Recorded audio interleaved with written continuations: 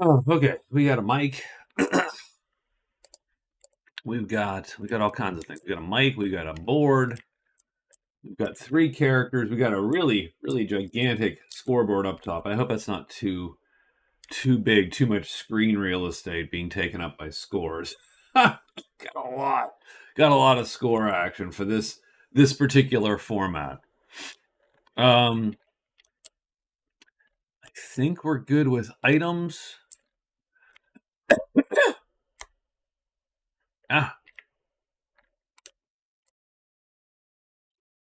all right. We are going to take. We're gonna literally take 5 minutes here, less, even less,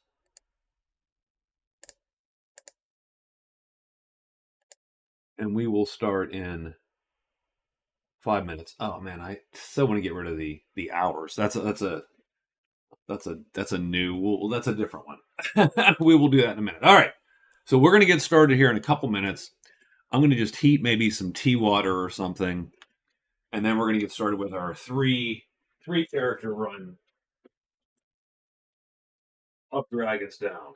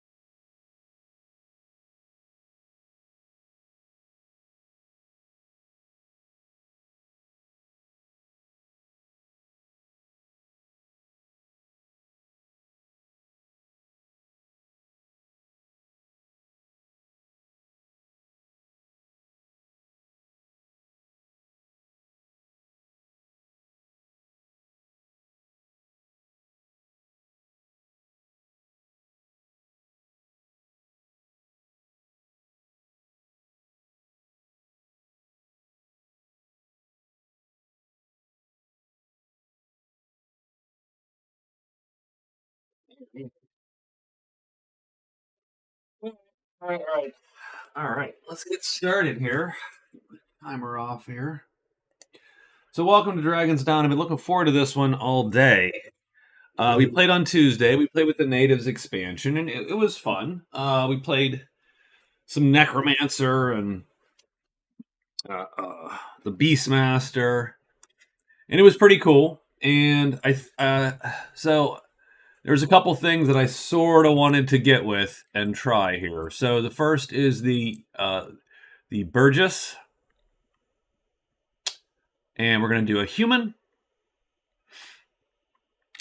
And we took hesitation, -1 maneuver speed the next time they are attacked, not cumulative.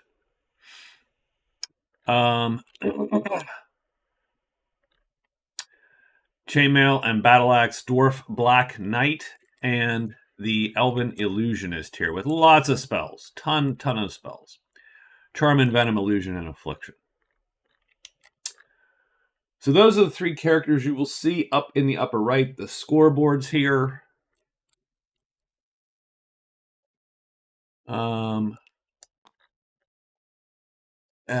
We'll kill that one and put these in there. So you see the scoreboards up in the upper right.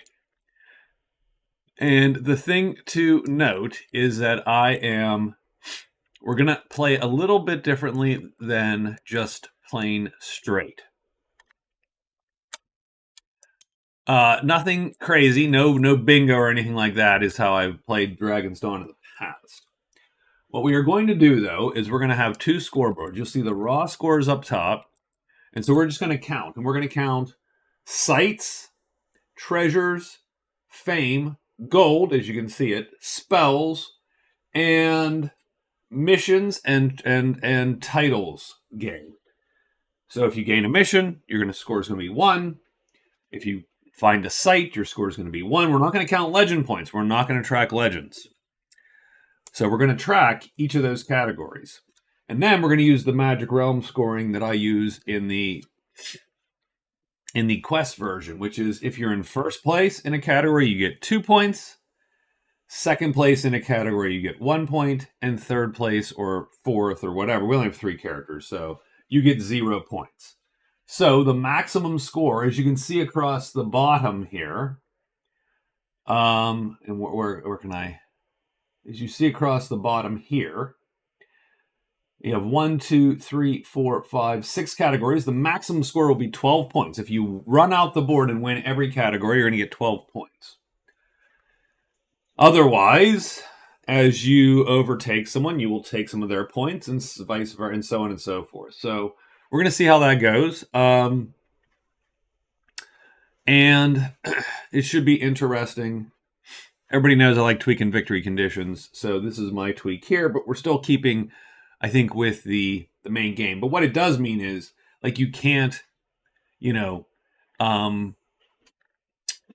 winning on fame or just gold or whatever the categories. Now, I was thinking about taking sights out, but I figured I would keep everything that sort of vaguely kept a legend point, keep it in there for now, and we will see.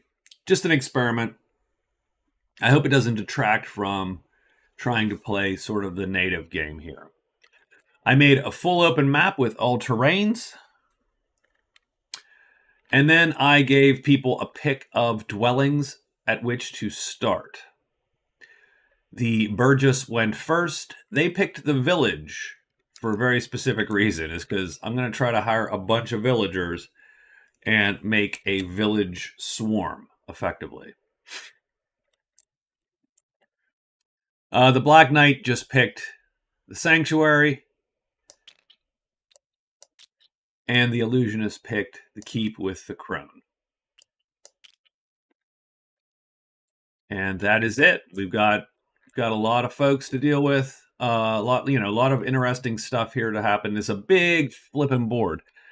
And I'm actually not sure I even like the board this big, just because, again, what it does to missions, it makes missions sort of less likely. But again, it doesn't matter how unlikely missions are. They're as unlikely for everybody. So it's just you getting 1 or 2 or 3 or more than your counterparts, and you will score the points. And so that's another reason, sort of evens out all of these score categories. The only one that doesn't really get evened out is spells. And that is always going to be a problem for our guy here, the Black Knight, because he doesn't learn any spells. Everybody else at least has a chit. So we'll see how that goes. We'll see how that feels as we go here. And I think that's it. I think that's all we got. So welcome. I hope hopefully you'll enjoy this. And as I said, I've been looking forward to it most of today. So let's get ourselves started here. It's day one. The knight's going to go first, the illusionist second, the Burgess third.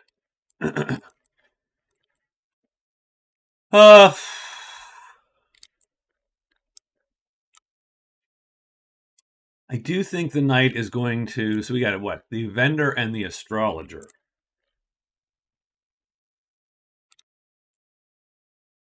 Vendor. Astrologer.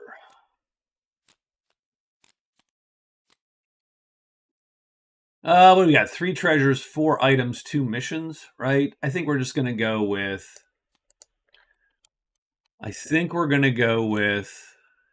And we are more cunning than anything else. So we're going to go with... but we're not wise. We'll go with the vendor. I think we also have charm. A little bit of charm. Yeah. Two charm versus 1. So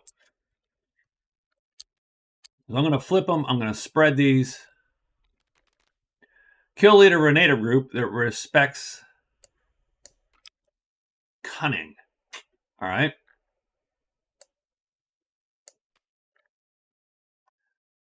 Complete this mission at the fortune teller. I'm going to take Eldritch Goods in case we find the fortune teller. Done.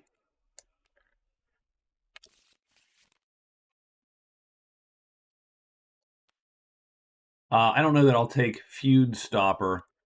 Leatherhelm Staff, a spell book, which is, again, Black Knight doesn't care. It's an enchanted treasure, so hold on. We do need to... Index of Cognition means probably we can re-roll a thing. So we're going to... Let's replace. I do... a spell scroll. All right, we'll put a green on here. So it's an enchanted treasure for the Black Knight. Let's put that there just so we remember. And we'll put a green magic cube on this. And then theoretically, we have to flip it.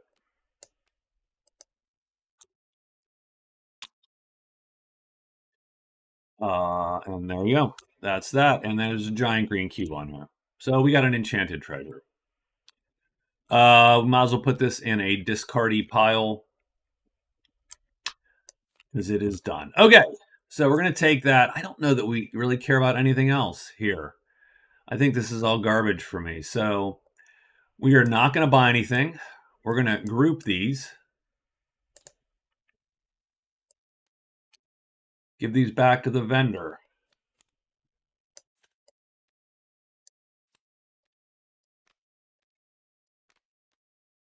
Come on, get on there. There we go. We're having a little bit of... But we did take a thing. So we did take this treasure. Done.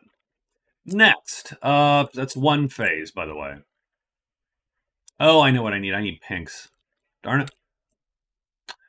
I thought I put those on the... I thought I put those in the base game. My starting... So I make a default start game, as it were, when I do these.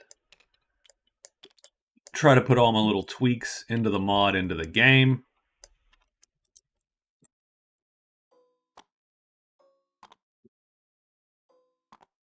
Go. All right.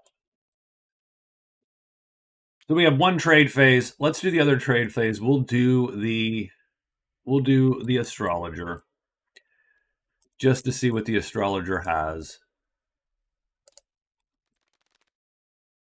Vile assassin, kill the consul. Complete this mission at the next alphabetical civilization location, even if that is not yet on the map. So we are in the sanctuary. Looks like we're going to the LMNOP, right? Yes. QRS, LMNOP, oh no, RSTUV, village. Yeah.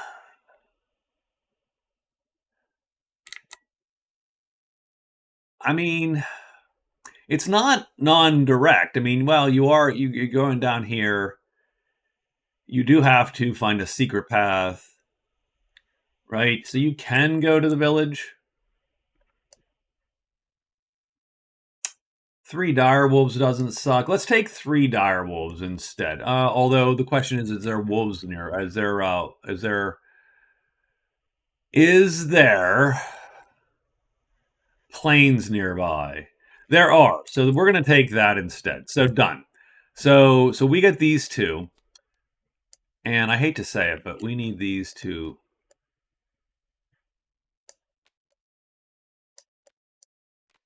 We need less snapping. Less, and less snapping. So there you go. And then we're going to take a look. The Mirror of Idolatry. Oh, I don't know what that is. It looks like you can't sneak. Must always be face up. Becomes active. Face up. It's blah, blah, blah. You may not sneak or alert. That smells bad. I like the Taper of Illumination. Get your move in a cave. That's actually pretty powerful, I believe. And the Brooch of Deflection gives you a hit back. It's also a one-use item. We should also pay close attention to what's what. Titles, since even getting a single title, unused spellbook, spell, scroll, or tome.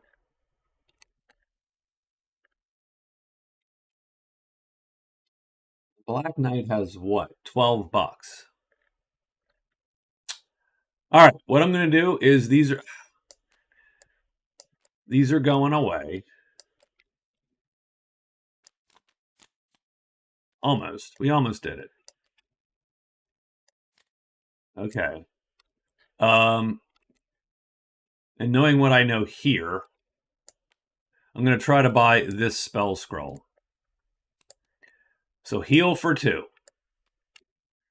So I'm going to use 2 trade phases. I'm going to cheat and pretend I actually read that stupid thing when I should have read it, which is before I started this little process. I'm just getting these dice together. So we're going to have to haggle for 2, or spend $6. I mean, that's the other option. And we're not going to we're going to actually make these bigger. They do deserve to be a tiny bit bigger. So we're going to roll on the spell scroll for $2. He likes charm, so it's 2 or less. So that's $6 only, though. You know, I might just buy it for 6.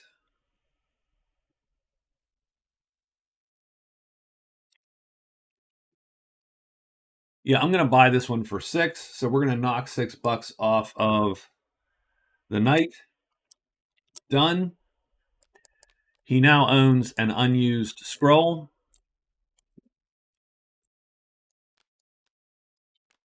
Now I think he's going to turn it in.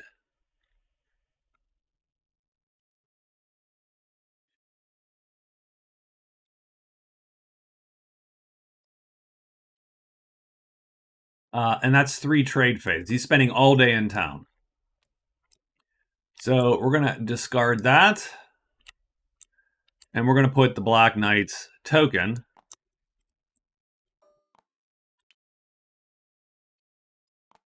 right there. And now he has scored a title. So how that means is he gets a mission.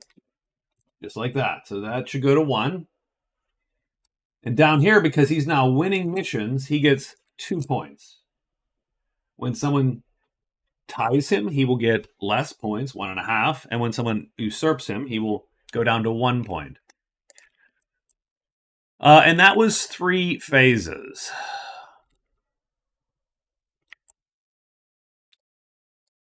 I think we'll just move there for the 4th phase and be done. Illusionist. First days are slow because of the trade. All we have is the crone here. And we have the knights. The knights cost a god-awful amount to hire. We're not really going to worry about that quite yet. We only have $10 anyway. We are looking for a knife or something like that, though. Like, we took the...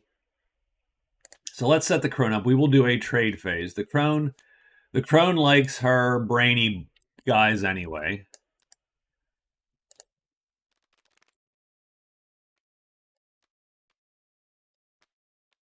Next alphabetical location for the village is the keep. So that feels like it's all the way up there. That's fine. We will take that.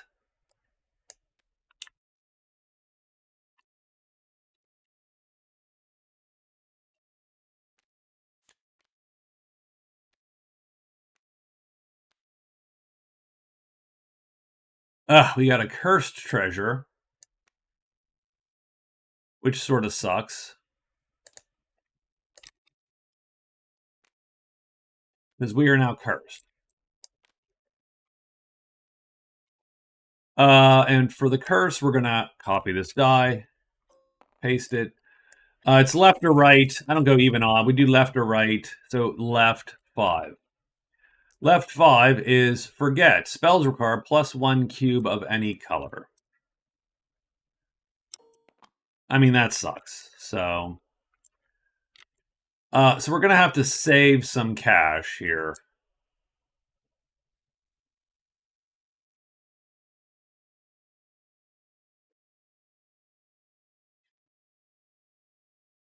We're going to try to buy the short sword off of the crone.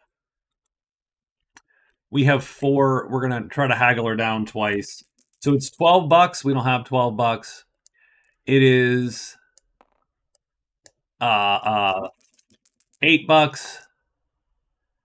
It is $4, and we'll spend $4. We have $6 left.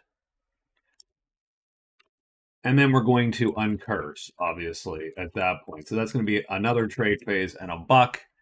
We now have the short sword and this mission.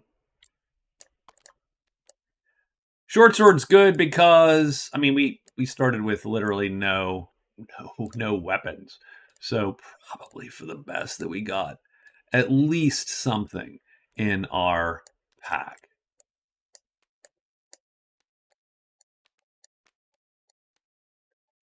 And we will give her a mission. And now we will group all these. The gloves of aggression, by the way, would be great, just so you know. And that's 2 phases for us. Then we're going to move into the woods. And that's our 3rd phase, and we will sneak as our 4th phase. Not make noise, no. And there's our chip, and we get an item.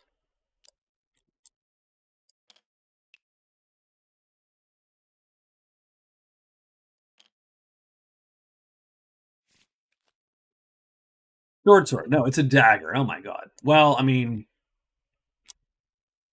we're gonna put this in my backpack and wield the dagger. It's just why? No real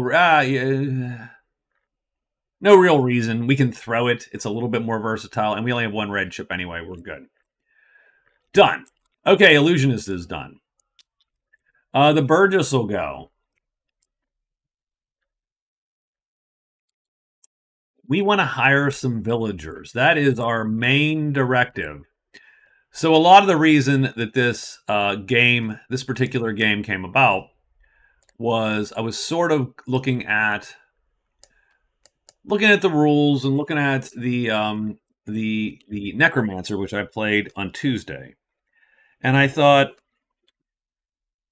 I mean, the Necromancer is very powerful because once you get the 4 skeletons running, I'm doing my tea here for a second. Once you get the 4 skeletons up and running, You only have a 20% chance of being challenged by any given monster. You have a lot of little crappy chances to hit the monster. Doing a wound.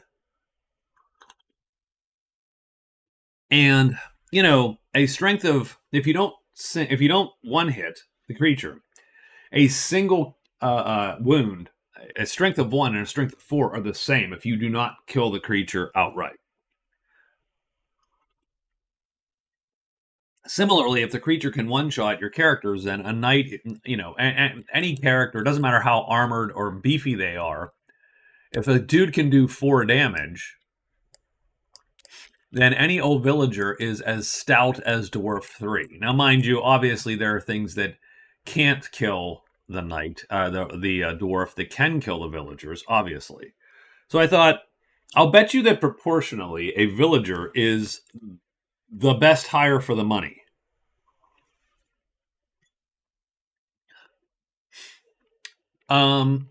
If you're going to hire. I'm not saying that it's automatic win to hire villagers. I'm not saying that it's a foregone strategy to hire villagers. I'm saying that between, say, Dwarf 3 and Villager 8, you should hire Villager 8 because he's not 10 times less useful than Dwarf 3. He might be 3 times less useful or 2 times less useful or something. There might be, and so on. That's sort of my thought. My thought is that 4 villagers is better than Dwarf 3. And 4 villagers is still way cheaper than Dwarf 3. I don't know if this is true. This is a hypothesis. We are going to putz with this hypothesis today. So we are going to outright hire villagers here. Now, the only problem is you only get them for 15 days, effectively. So in other words, on day 15, these villagers are going to go away. We need to make sure we make use of them today. So I'm going to do higher phases. I'll call them trade phases, but we're going to do higher phases. It's going to cost $4. Oops, and we put this on the wrong guy, but it's gone now.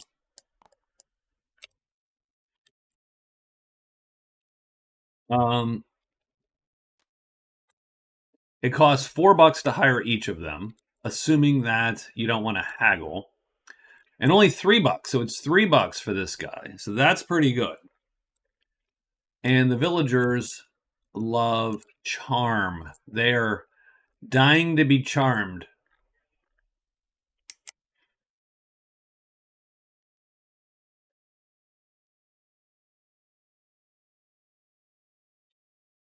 And we get 5 phases today because we also are in a town. So we're going to use one of our phases and we will do this thing. We will haggle down to $2. So $2. Why not? We'll go down to $1 maybe. And we do go down to $1 because we have lots of charm. So we are down to $1. So for $1 we hire Villager 8.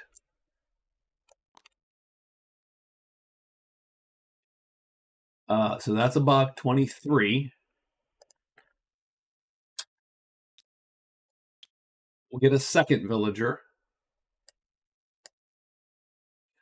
$2.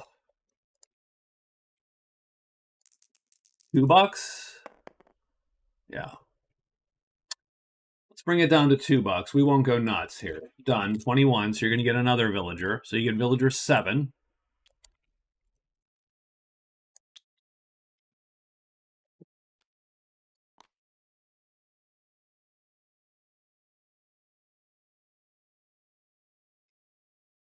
Third higher phase. For Villager 6. Ooh, shuts the door. All right, so we only got 2 of them today. We will now trade with the Mystic real quick. I was a little concerned with that. I think you probably should have just bought them outright for the $3 as the Burgess. That's sort of your special power. Even that isn't that expensive. but so be it. I can take band charts.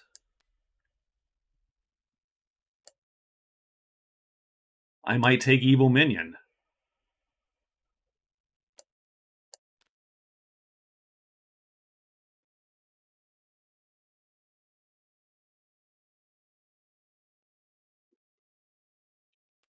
I am going to take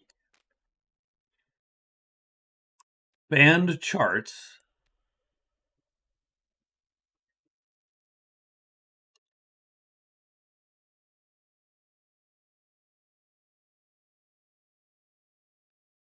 And Evil Minion. Sure, we're going to take those.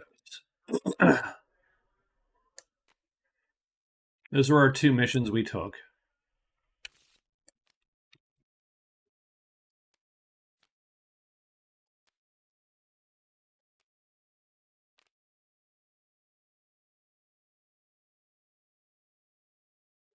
And I will trade for a staff.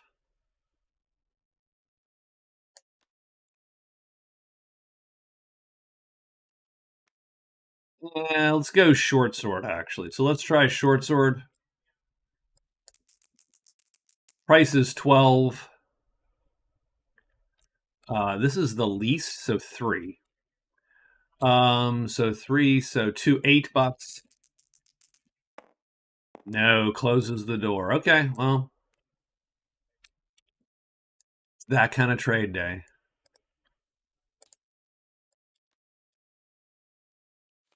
And we are done with those. So we did 3 phases. 1, 2, 3. 2 hires. Well, actually, we did 4 because the 3rd hire failed. So the 3rd hire blew it. So we have 3 hires, a trade phase, and now we actually get the extra phase. But I think we'll stay here. So we'll stay here for 1 more day. So we need to write somewhere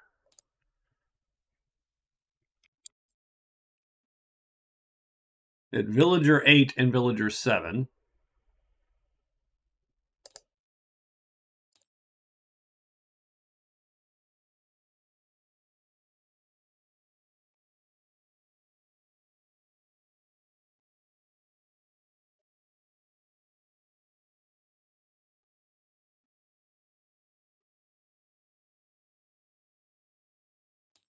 day 15. All right. And that's it. And we're sitting, and that's our day. And I think that's everybody's day. And now we roll dice.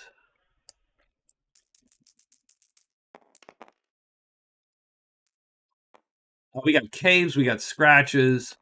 I don't know that anybody left their. Oh yeah, we do have one out here. So check caves, check scratches for the illusionist. No. And charm.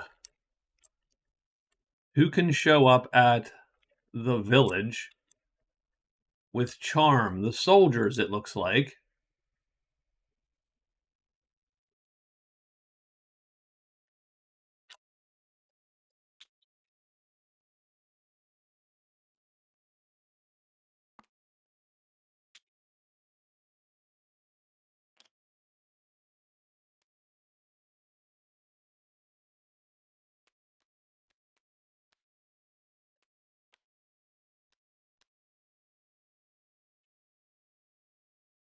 And the village are $40. Kill bandits.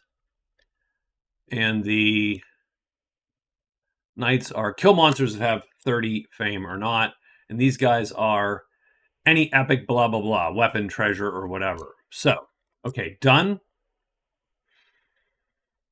And we got to check up here because I think we're still here, right?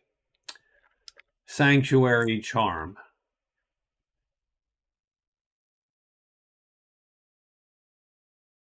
I don't think that's anything. So there you go. And we're good to go. It's day 2.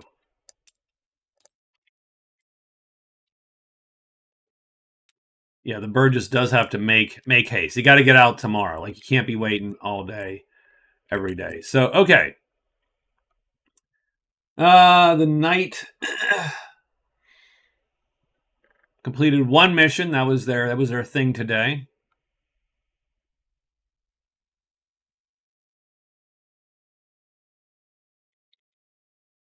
We're going to move into here. One. It's a mountain tile. And we get another draw.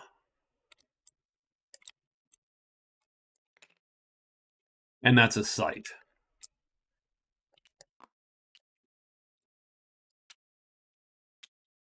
The grotto in 6. We happen to be in 6. So we stumble into the grotto. We also get points there, and of course the tile. So let's do it. Fame still counts, if you recall. 5 fame, 3 gold. So the Black Knight gets 5 and 9 gold. Now, I'm not scoring winning gold until someone gets higher than their total, their starting total. But currently the Black Knight is in the quick and early lead. I'm going to take those two and get rid of them now.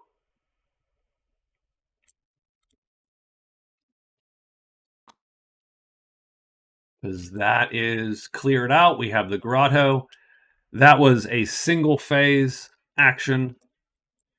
So we used 1.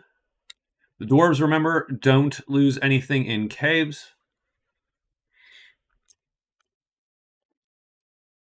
We are going to search to find the grotto. 2. This is the third action, and on the third action, they find the grotto. That gives them a single sight point. Well, a single sight, but 2 points because they're winning the category. So this is the category race here. So done. And he will sneak as his last action. The Burgess will hire.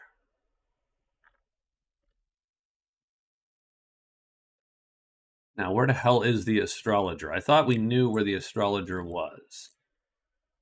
Up top. Okay, that's cool.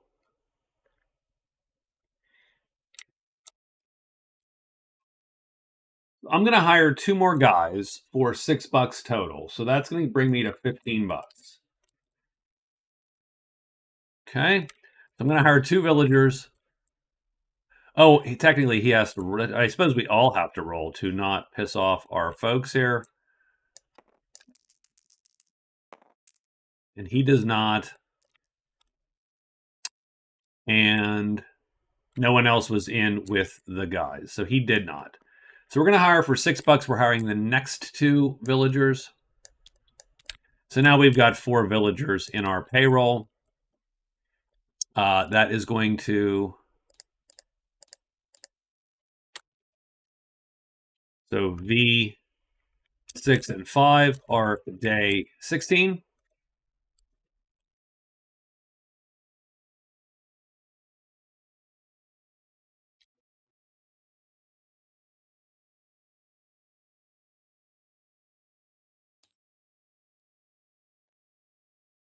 And done. So that is 2 hires.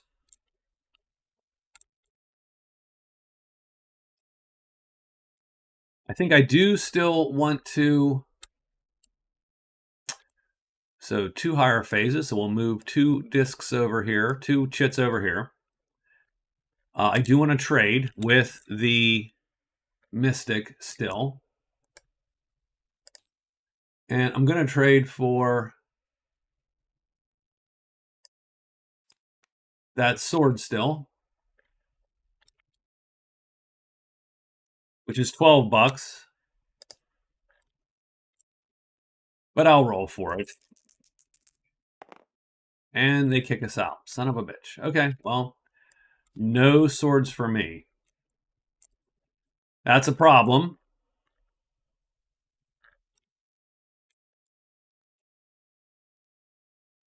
That's our third phase. We get 2 left, though, because of the human cube. So we're going to go...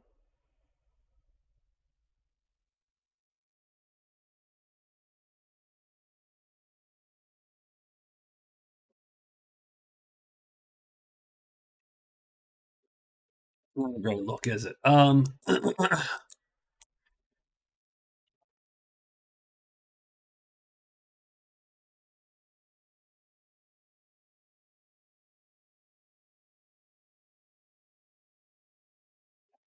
We'll stick one last day, even though this is getting a little problematic. Illusionist. A little greedy on that sword. I should have just went for it. Our illusionist is going to. So, what has our illusionist got going for him? He has food nails. So, he does want to go to the next alphabetical location. Oh, God. Okay. I really need to figure out what that. So, element of K.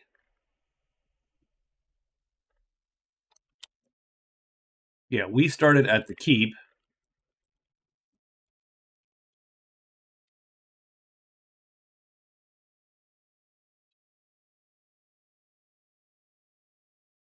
No, we start at the mine. So, how did we get here? What happened exactly? That doesn't feel right. Where were we? We were with the crone. And somehow we ended up here.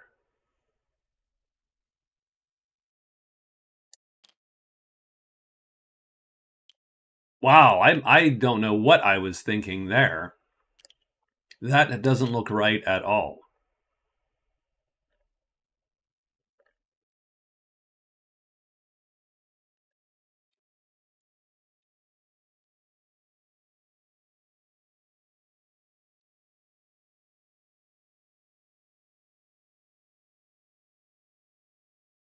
Yeah, that feels like I took that character off of there and just um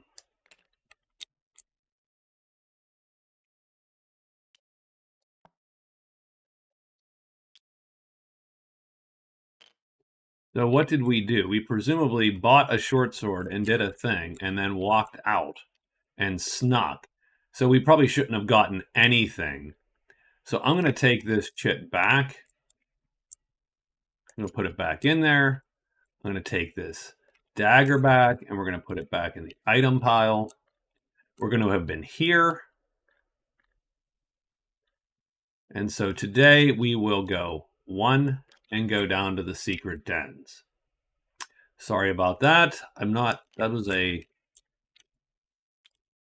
We have a site.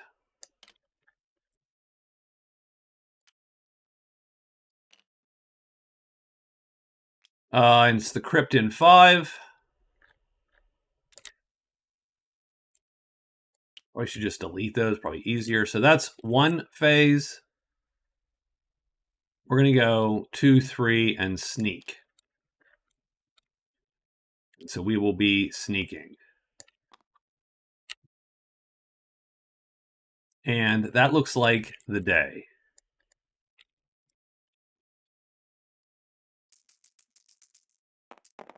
So we are in mountains, we are in caves, we are not in swamps, but we do get jumped if there is a site in play. And there happens to be 2 sites in play. So the grotto is going to be problematic.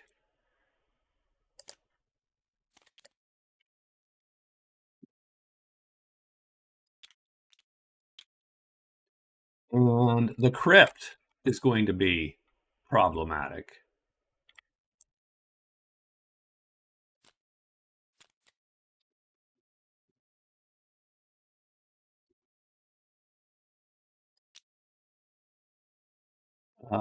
And that's it. And we get brains. Do we have brains?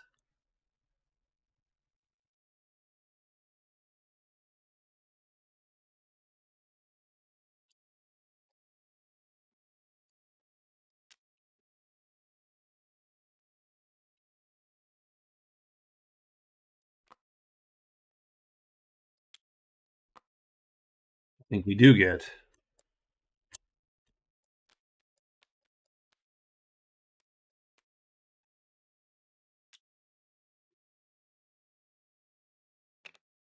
We get yet another group there.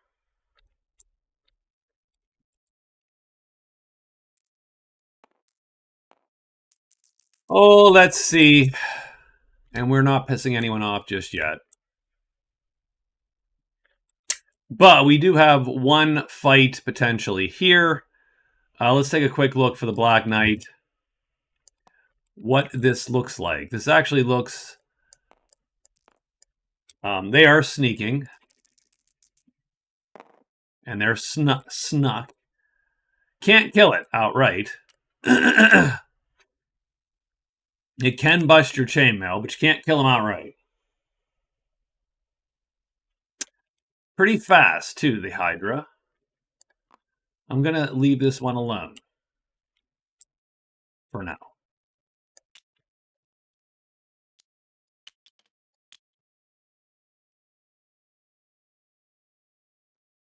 Lich, a little dangerous for the Lich, too. And worse, because none of your spells work against undead. So, yeesh, not great. Not great at all. So I think we're done for the day.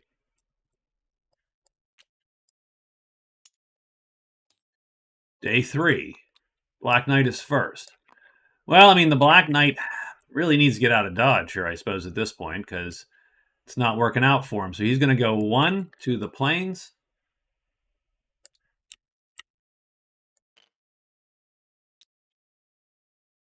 The wrecked wagons are in 1. So that's 1.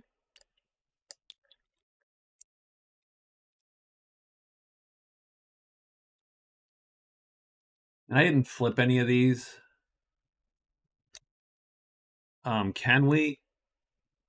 If I were to flip that.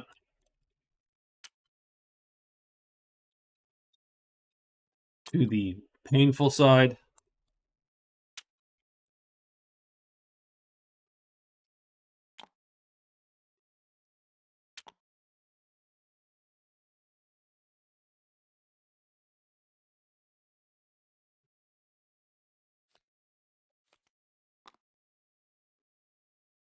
Take all and wound a random widget, effectively, is sort of what that means. So, we're going to search...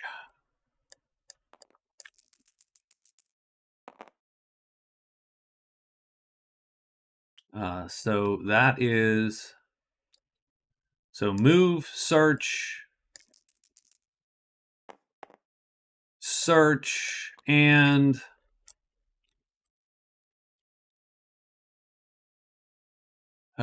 probably sneak. Just in case. So we find nothing. The Burgess. Okay. Burgess.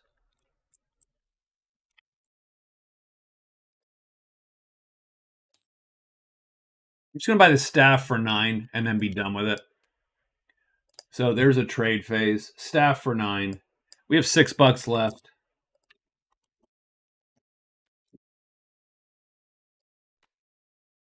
That's one phase.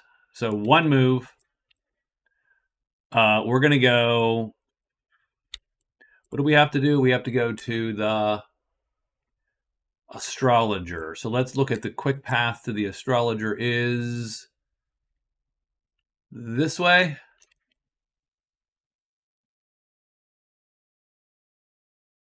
You could go up through there. Yeah, sure. So 1, 2, 3, 4.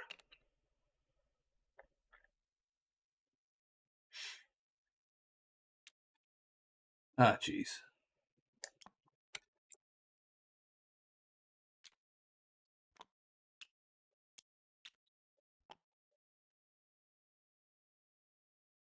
I don't love that. Can we Z that?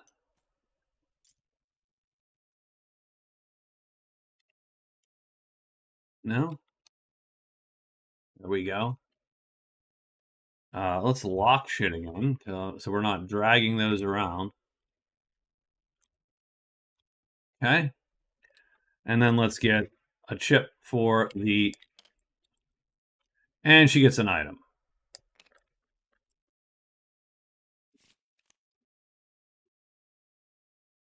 A longsword. I mean, we'll take the longsword. It is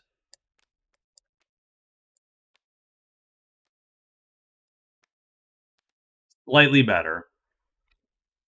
And then we're going to sneak. Now that uses that 5th cube, but really we used it otherwise to get there. So we moved, we snuck. We got an item out of here.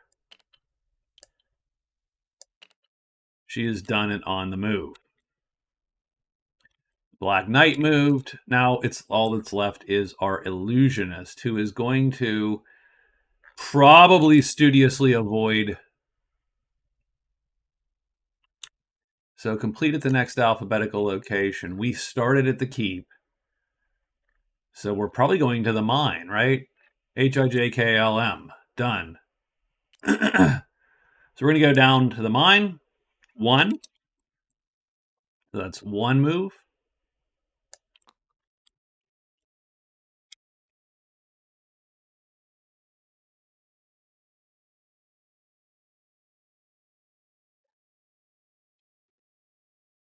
Two moves to turn this in. So we do a trade phase. And we're going to turn this in. So that's going to give us a mission. 1 mission there. We are going to get 7 gold. So that gives us 8 gold. We get to roll on charm. Now, we're actually, you know what we're going to do? No, we are not going to turn this mission in. That is absolutely not the case. We're going to not turn this mission in. So hold on. We're going to try to utilize this. So let me rethink our day. We're gonna try to rethink this here. So we are here. 0. 1. We're going to move into the woods to see what's there.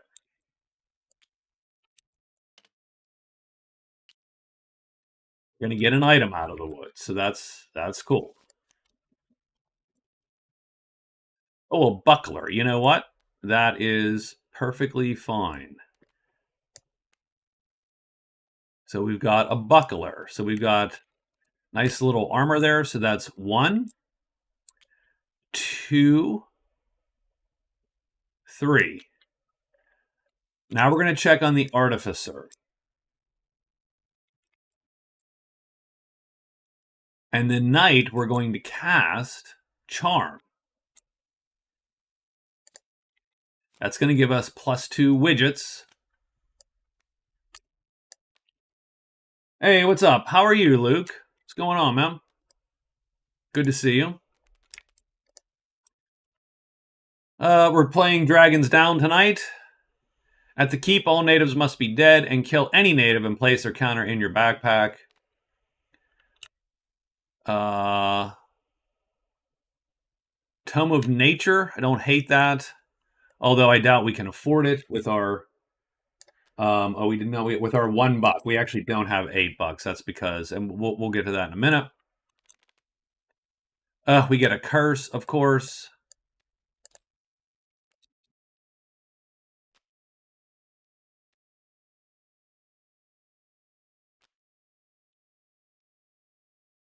Let's roll a curse. And how are you this evening? It is the first column, the 6th curse. It's Blur. Reroll 1 success per search action. I swear to you, I deselected those dice.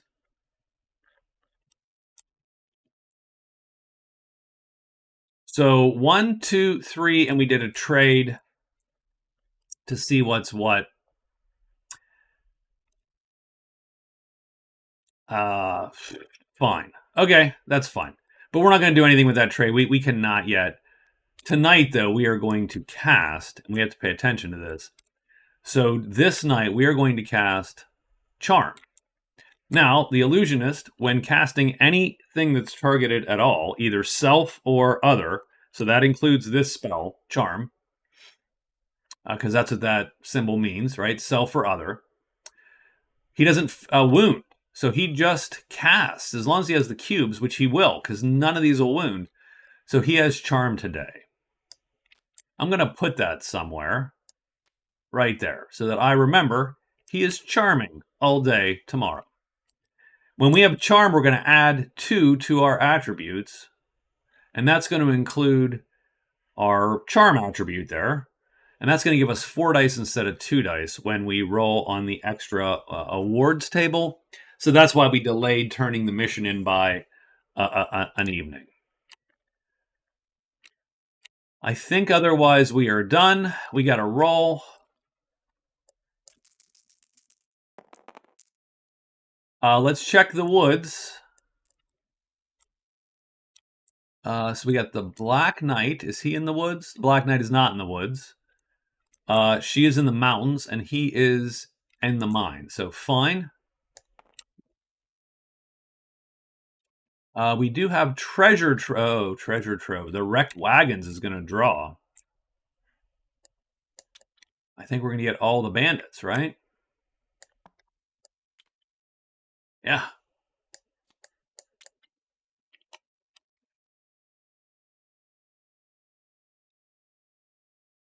So the bandits show up. Looks like this was a setup for the Black Knight. Oh no.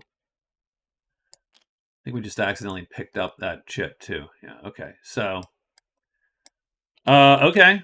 Well, that's that. I don't think anything appears here. Well look, yeah, it's a site. So is there a site here? No, there's no site here. None there. It's just this one. And that's what the Black Knight has to contend with. Does anyone appear at a dwelling? No. This die says no. So let's take a quick look here. This is not a great fight for the Black Knight. The Black Knight is not super fast.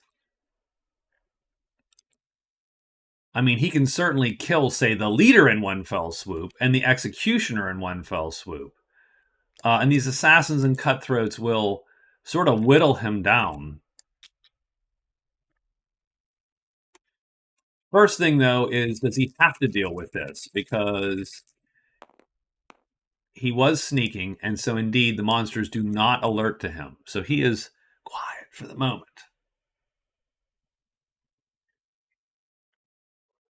It really does just come down to, yeah, you probably cut the executioner down first. You go one cube and 2 defense, 1 attack, 2 defense, 2 might. Cuts down the executioner for sure.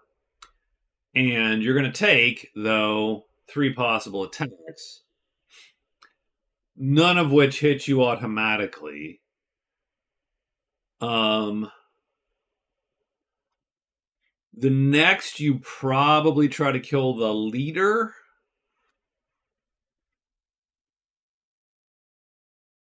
And again, then you're taking 2 attacks. You probably kill the leader.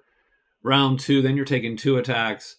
And again, the problem is that's just potentially a lot of wounds that are going to stack up. So I think we're going to sit on this one. This is another one where getting a little bit of help actually would assist. Like this is one where you go, man, if you had one guy with you, this becomes a different fight.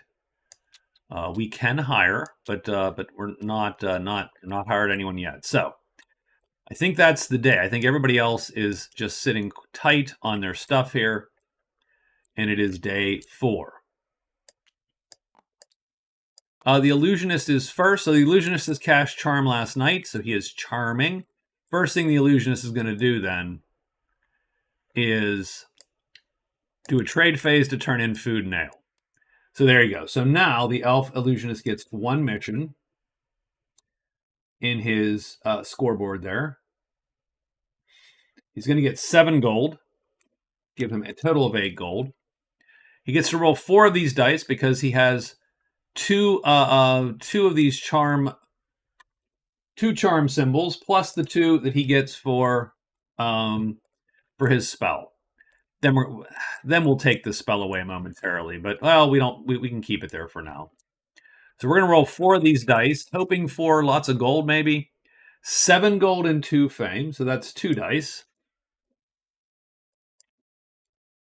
That's good. And look, we're going to roll again with a charm spell.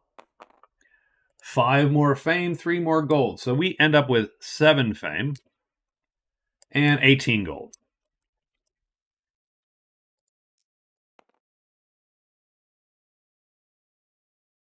So that's going to change our scoreboard here. And what it's going to do is, so for missions, he is tied with the Black Knight. So that's going to give him 1.5 points, which I denote with a plus. We split the 3 points right now. So now it's 5.5 to a half. Gold, the illusionist is above his starting gold of 10. He is the winner of gold right now, and so he's going to take 2 points out of that. Oops, wrong deal. So he now has 2.5 points. Oh no, 3.5 points because he's tied with missions. Ahead in gold. But he's also ahead in fame now, and he's going to take a point off of the Black Knight. So he actually goes to 5.5 points. The Black Knight drops to 4.5. And so by turning in that one mission, and doing the charm, he did take the lead there. And that is only in one of his moves.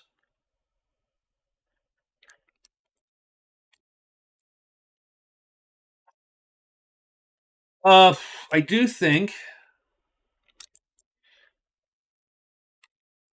I don't remember what the artificer. I did look at the artificer. He had crappy, right, gripey stuff. Tome of Nature didn't suck. I think we're just going to move on, though. So that's one phase, one action he takes. He's going to move into the woods for his second action to draw the chip.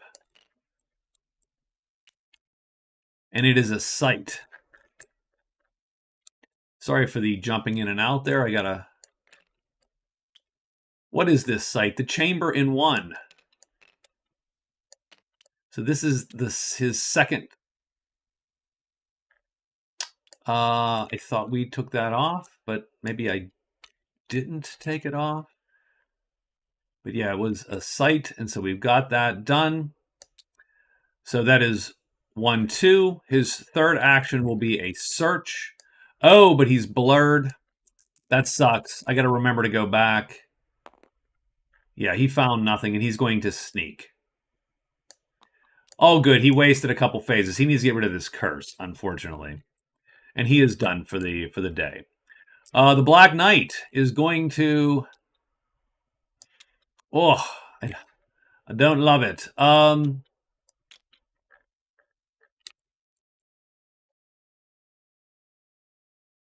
Kill 2 or more bandits would indeed make him eligible for the Mayor of Dragon's Down. But again, I think that's a rough fight right off the bat.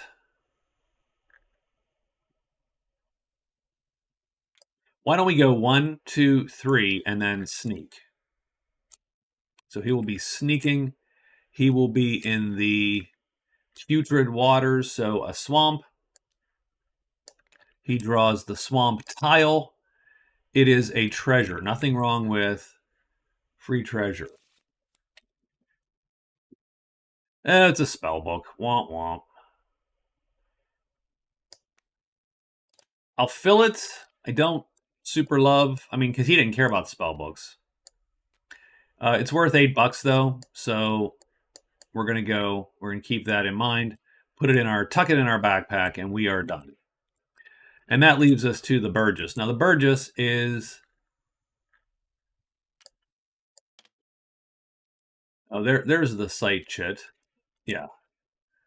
Man, stuff's flying around here a little bit. I am not... So she's going to move into the Unbroken Land, so that's one move.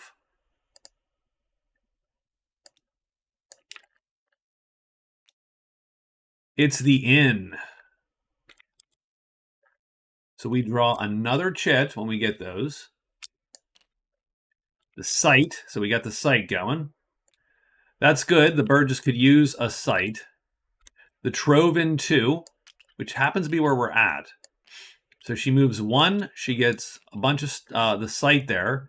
The inn goes at a random clearing. 4. And I am not even going to draw the inn. We're just going to make that bigger.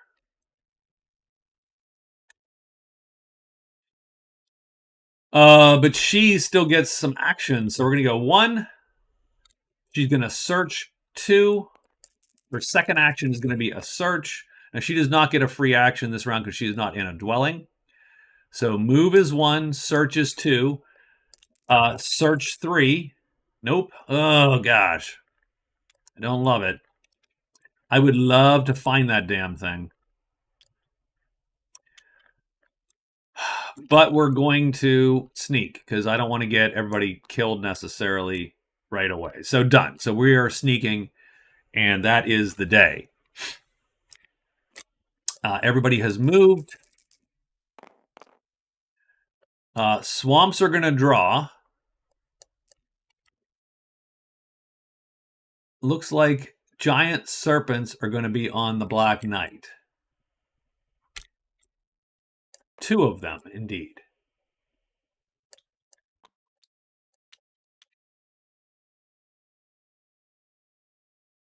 So we got serpents. Oh, bones. Adult dragons, 3 of them on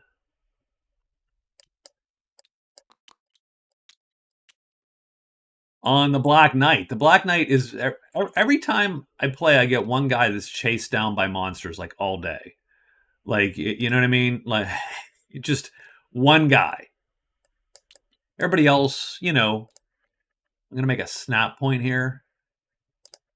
Make these snap real quick. There we go.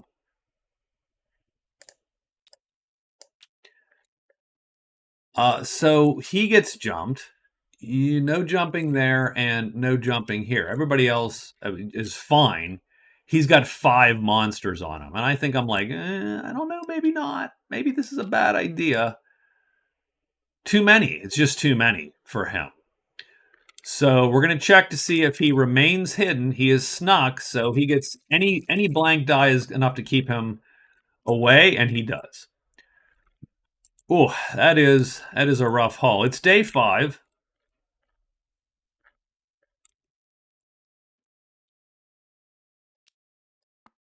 Black Knight is first.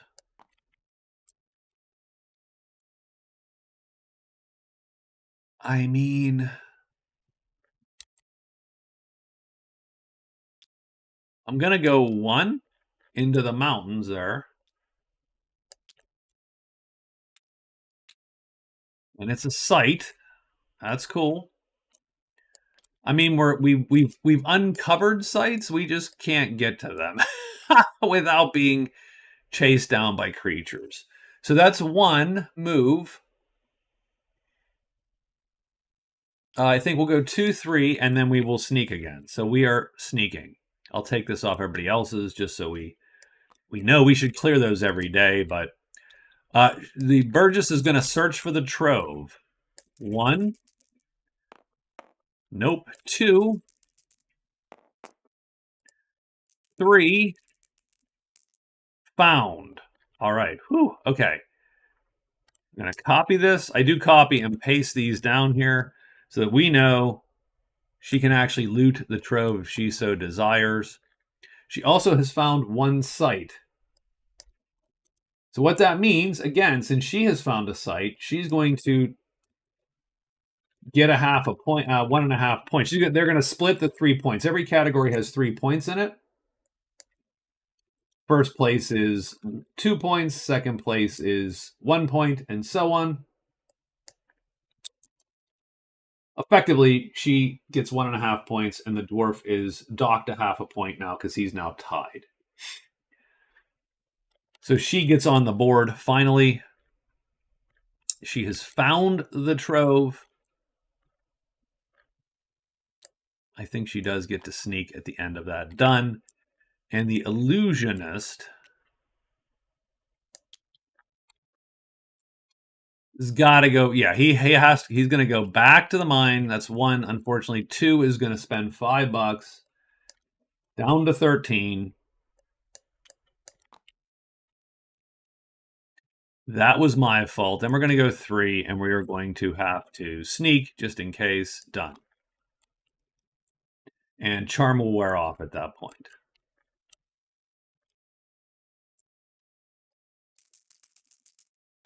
Monsters, caves. Caves bad. No one's in a cave. But we do have folks at sites. So the trove, the chamber, and the shrine all draw. Wow. Trove?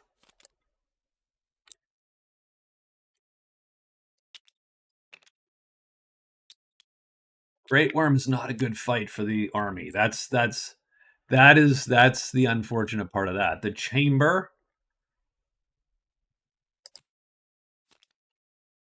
The Titan.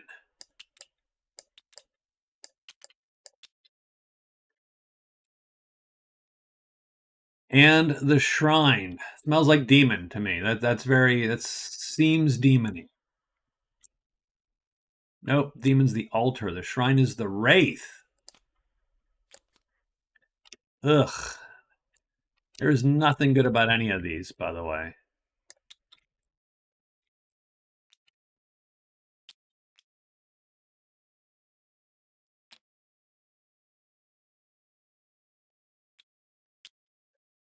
Let's take a look at these in order. Black Knight doesn't fight at first, so this is our Burgess. So,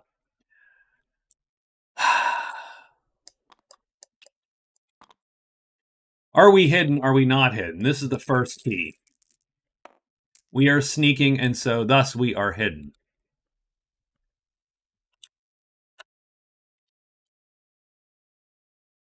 These guys are great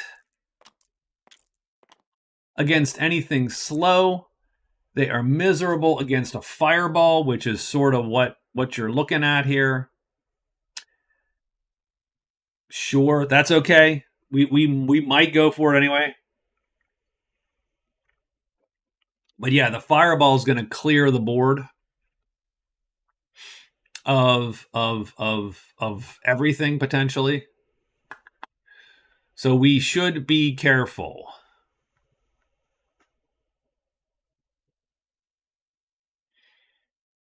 We could cast hesitation, -1 to their maneuver speed.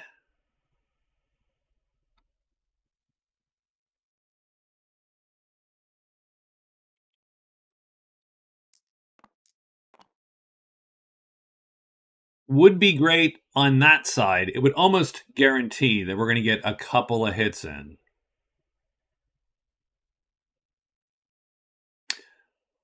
Cast hesitation while hidden. Then theoretically charge in with everything you have. Right, hoping to not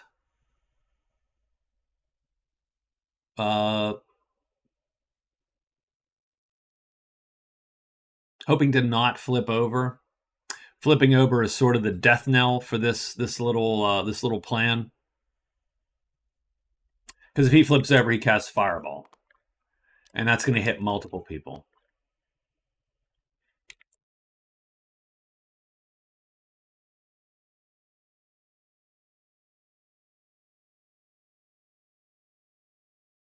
Otherwise, though, you will...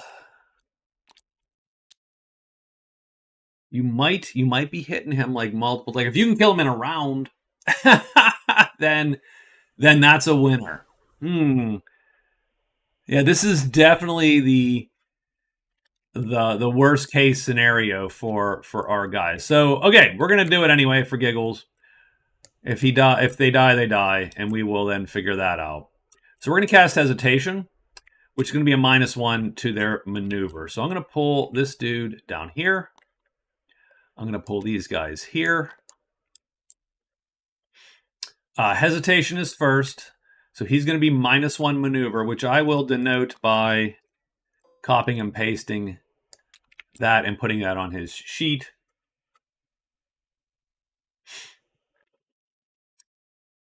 The next round, we all become visible. We have to roll to see if we're still invisible anyway. It doesn't really matter. No, we're not. So who does he challenge? 1, 2, 3, 4 are the villagers. A 5 is me. A 6 we have to roll again.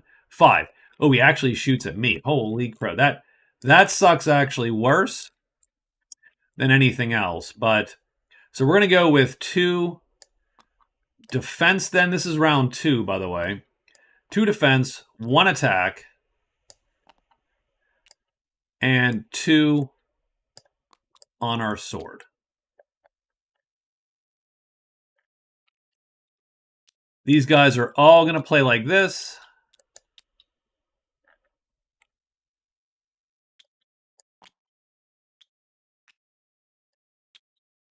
And if he doesn't flip, I think we win. And if he does flip, we're probably killed. I mean, he does get the first shot off anyway, which sort of sucks. Because he could just eat her no matter what. Let's roll to see what we got here. He does flip. So that's going to kill everybody, is my guess. Yeah, the Great Worm's a bad fight for this. So largely I'm gonna give myself the mulligan on this and just avoid this combat probably, but I did want to try it because that was the whole point of the village swarm, was to try this crap out.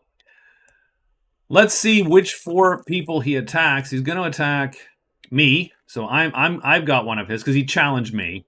So he's going to challenge me and 3 other dudes. How's that? That's obvious. That's easy. And he's going to hit all of us. And he's going to do 2 sharp damage. Because that's what Fireball does.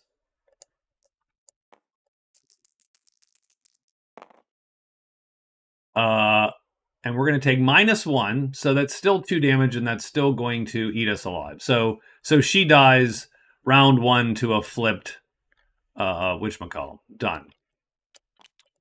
And there you go. That's the Great Worm against the Village Swarm. The Village Swarm cannot stand up against a Fireball.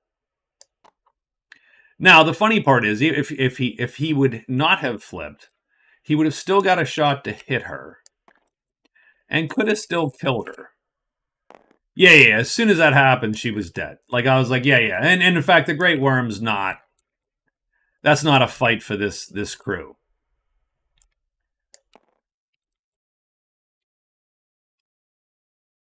A lot of other things work, strangely enough, because surprisingly, they can sort of gut through a lot of that stuff.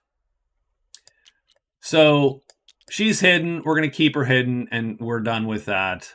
And she is going to avoid that fight just because we sort of knew where that was going. I was like, yeah, no, okay, we're good. Great Worm is the worst. Anything with Fireball is the worst fight on there. Anything that's like 1 maneuver or something like that, or 2 because she took hesitation, is a pretty good fight for that. So she is done. Is anyone else? Oh, yeah. So we got the Illusionist. Oh, let's take a look at the Illusionist with this Titan.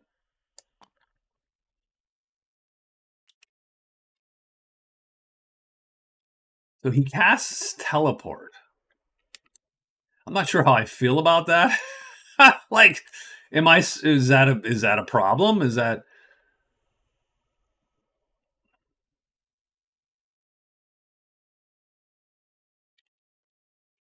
And on the other side, he does, what, 4 damage or something. But on the other side,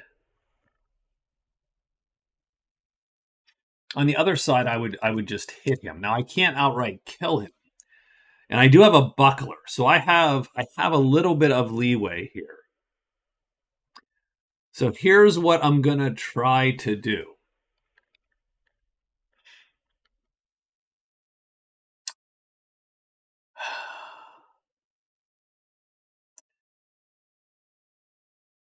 So the problem is, even if I cast Affliction twice, because if I cast Affliction... Oh, yeah, if I cast Affliction twice, I can kill him in 1 hit.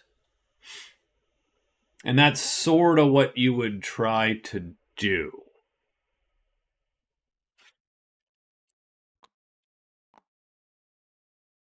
But boy, he's fast too. And we just don't have enough chips to sort of maintain this. So you'd hit him once, you'd hit him again, but you'd probably come unseen at that point. And hello, Kirk, how are you?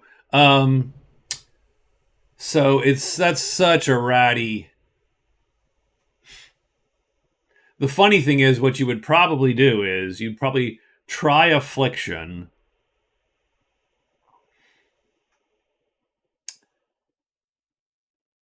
Then you can just run because he's either slow or slow, right? You can try what you want to try, and then see if you can see if you can get it. But then yeah, then you run, then you're out.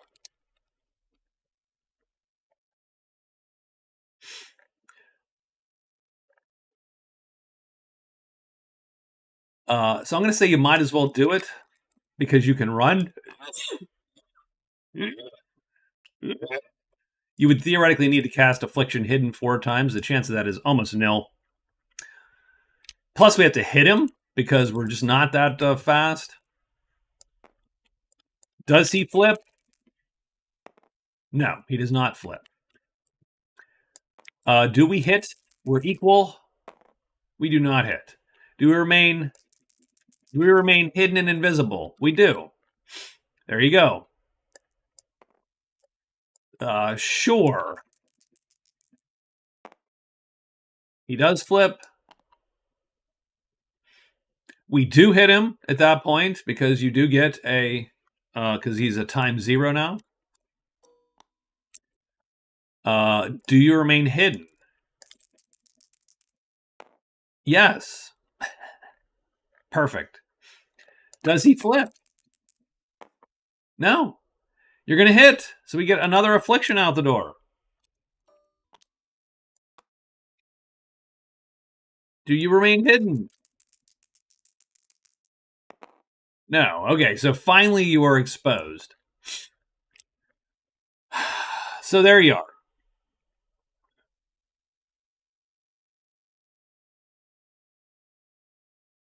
And yeah, you're just not fast enough, right? You're just too slow. So we're gonna run. We're gonna play a chit. I mean, I suppose you could play 3 and 0. And the funny part is, so you could play like this. You could play 3 and 0. And he would have a 44% chance to hit you. You would have a 44% chance to hit him. And you would actually kill him. But his attack would go first. So his 44% is before your 44%. So it's probably prudent to just run. And we're going to run from the Titan. And which way did we come? We came this direction. So we got to figure out, how do you deal with that Titan? We only have 1 heart, too. So we're having a little bit of problems here.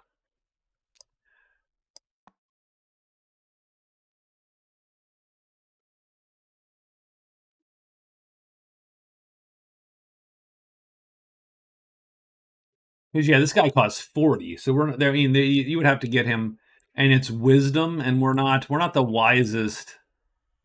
I mean, you could get it to 4 with your charm, so you could sort of uber charm and try to get this guy for $10. And that dude would certainly help, but he's actually not that much. He's not that much better, because if the dude targets him, he's either going to teleport him away or gut him in a round anyway, because he does 4 damage. Or so yeah, so it's all bad. So okay, so we're out the door. That was a not a great showing for our heroes here so far. Next day, so we're definitely going to need to sort of step our game up here a little bit, because we've been chased out of every site so far. There is no site we've not been like just run out of dodge. The illusionist is first on day 6, so we're going to move down here.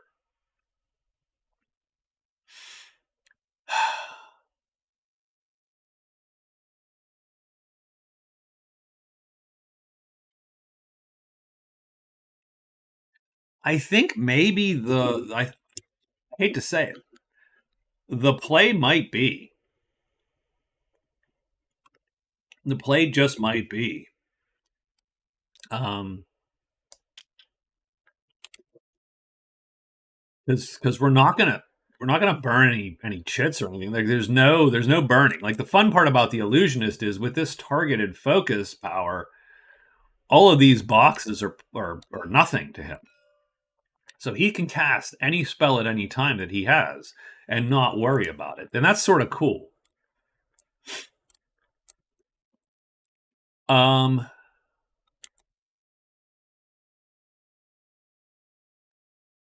I think his play might be to just utilize the fact that the Titan is slow enough that even with 3 move chips, he can still run away if he has to. So what I'm going to do is I am going to move down 1. So we did move, sneak. We're going to move back, and then we have to immediately roll to hide. And we do. So we are hidden.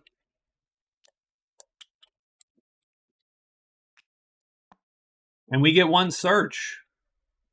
And we did already pay for this, so this is gone. So I do apologize. We did burn that. I'm not being good on my and we do find, there we go. We found the chamber. So I mean I think we looted out from under him. If he wants to come and try to kill us, that's great, but we're going to totally dodge that crap. That gives him a sight also, and now all 3 dudes, all 3 characters are tied for sights. So they split the 3 points equally. And that is going to give us, put the illusionist well in first place with 6.5 points. And he is done with his turn. The Burgess, she sort of can't run because she has folks, so she's not going to leave those folks to die there. That'd be bad optics.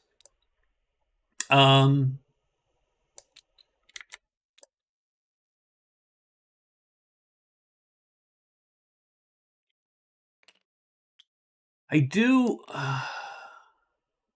I do need. I wish. I do wish these were easier to see. These are hard to see in tabletop sim, and so it does make it unclear whether or not that's been done or not. I suppose I should do something like that, and you go, well, I don't know what that is, but I know I've done it already because there is a chip on there. Effectively, would be the idea.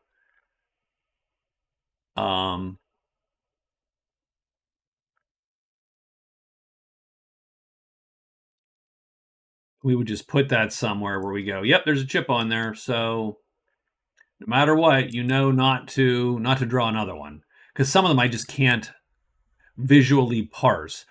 It is one of the reasons I do wish, and I get it, it's not modern and cool kids 2024 or whatever, but I do wish that less busy backgrounds were a thing because, or at least even for tabletop sim, I don't care if you produce the physical board like that because the physical board, I'm going to get a little bit better view of that 3D wise in real life. But on tabletop sim, this does not visually parse well. Now this one does, but in the mountains, that doesn't look like anything to me. So nonetheless, that's my old man bitch. Sorry. Okay, anyway. The Burgess needs to get her crap together. So she's going to go 1-2 into the ancient hole.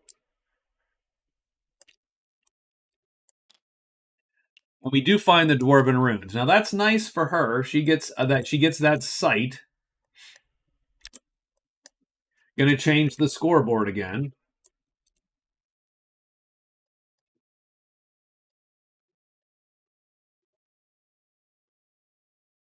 And now she draws all the chits.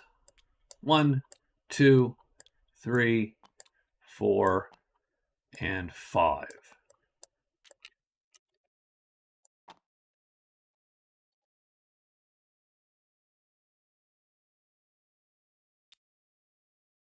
First, we'll do. Oh wow. Okay, so the gates in 3 and 5. That is literally the most useful thing I've ever seen. That's sort of funny. She does get. So we're gonna get a sight chit also on the board for her. Maybe she won't get chased out of this one. The altar in 3 with the gate. So we'll just delete the site. And she does get an item and a roll on the mission dice there. So we'll give her an item.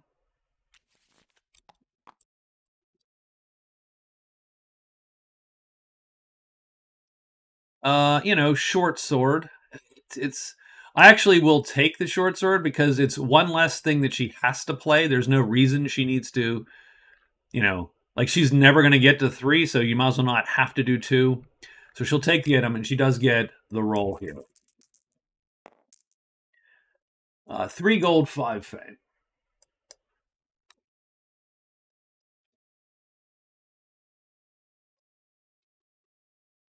So again, scoreboard changes.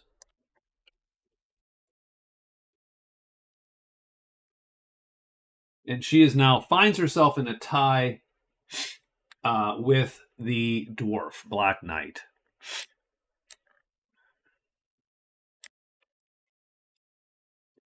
And so that's 1-2.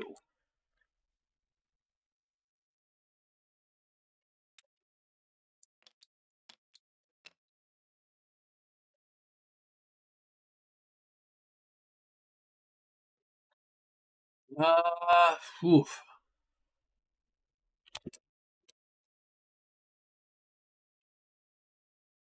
Well, I think she sneaks. I just think she sneaks. Sneak. She's trying to get to the. She could also try to get to that damn astrologer. Where is that damn astrologer? He is up here.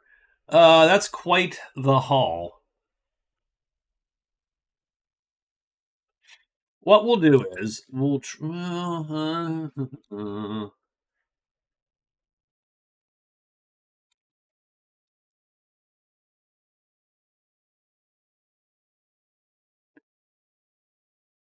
I'll sit on this for the moment. We're not going to make any big decisions yet. We're going to sneak. That's our third, and then we're going to be done. So she is done. It's the Black Knight's turn. The Black Knight has been, like I said, mostly just chased out of every possible place. The Wraith isn't a terrible fight for him, but the Wraith is going to hit him a lot. And that's the problem with the Wraith. The Wraith is just going to keep dinking him. You only have to hit the Wraith twice. Only once, actually, if you go all out. But you're going to take 1 wound each time. And that could be a rough haul.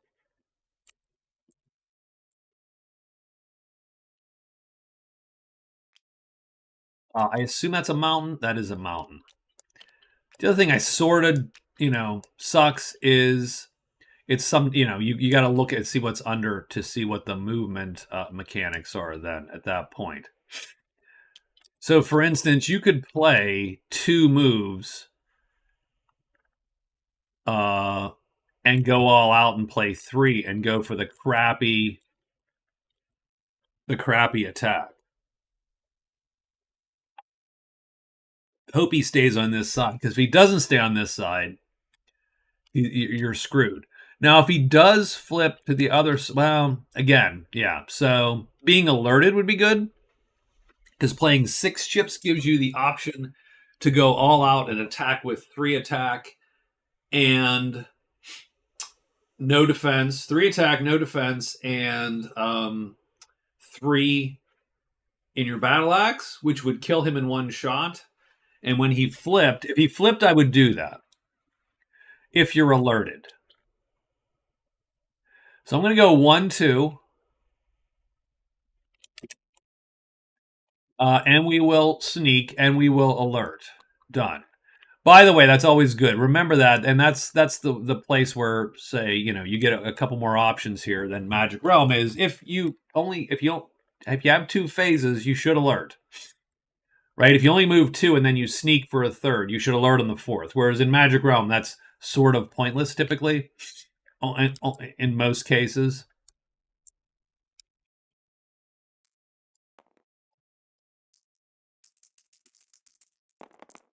So let's see what the badness is today. So we have mountains.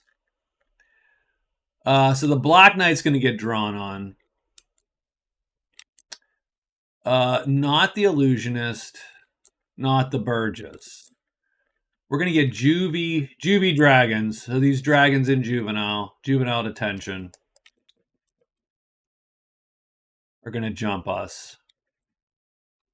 We get carrion. No carrion here. Carrion here. So we get trolls. And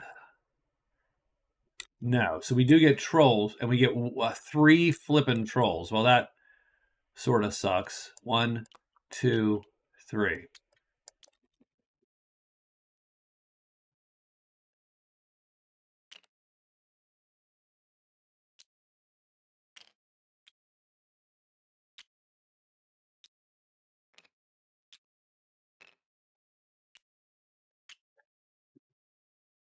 So let's check the Burgess first.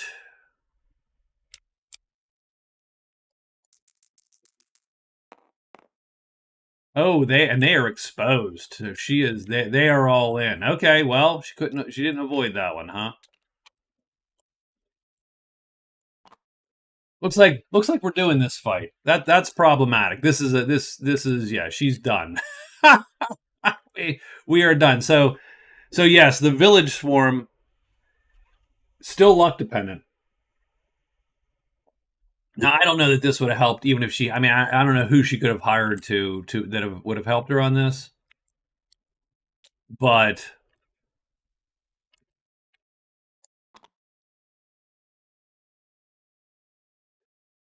so be it. So she is, yeah, she's all in. She's not hiding. Let's roll for the trolls. We'll roll for all the trolls. Who do they challenge in her little group? We'll roll 3 trolls. The 3 trolls go on 3 villagers. So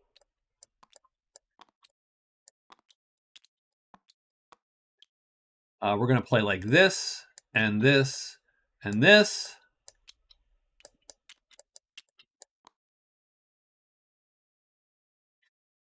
And we're going to play like this. So one of these guys will attack.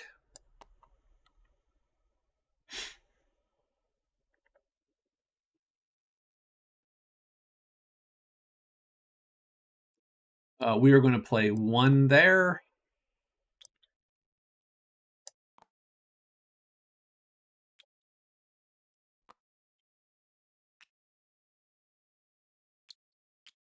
We're going to play three cubes. Now, it doesn't really matter, because unfortunately our attack's going to go off first. That's the only other problem. Oh, wow, that is not a good... I don't know what's going on with those dots. There we go. The only other problem that we have is that it's hard to control when you're going with these guys, since these guys have such short weapons. It's very hard to control. Like, ideally, I'd want him to hit, and then she could come in and actually get the kill. But that's not going to happen just because because they're absolutely going to go last. So that sort of sucks. The dice should never be snappy. So let's unsnap those dice. Okay. First troll. And we're not casting this combat, so we're going to put that there. First troll. Does he flip? He does not flip. There you go. Does he kill our lovely villager? He does. Villager is killed. Second troll. Flips. Does he kill the villager? He does. He actually rolls the hit. So we're getting unlucky here. Third troll. Well, third troll, my attack actually goes off first. He doesn't flip. So she does hit him. We do a wound. He does not flip. Wow, she cleaned out the villagers. Then this guy goes and hits and does another wound.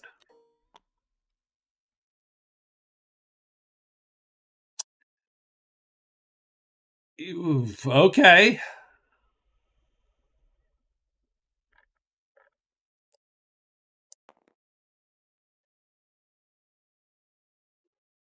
Round two. All right, round two. Who do the trolls go after? Well, 50-50. 1, 2, 3 is going to be Bob, the sole survivor. Nope, 2 on me. Yeah, and the worst part is they even rolled well, the trolls. Like it wasn't even, so sort of sucks. And we've got to go on that side. Unfortunately, Bob can only do a delaying tactic. We've got these two trolls.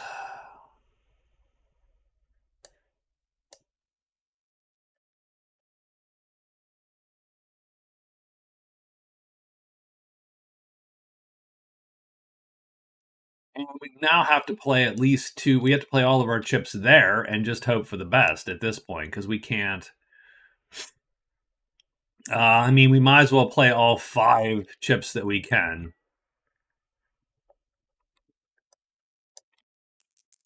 But not going to matter. She is going to die. This troll flips. At least he doesn't have a good chance of hitting Bob now. But he's going to. Yeah, it doesn't matter what percentage. The game is absolutely hell bent on proving that the village swarm doesn't work. This is a conspiracy, folks. Trolls. Do these guys flip?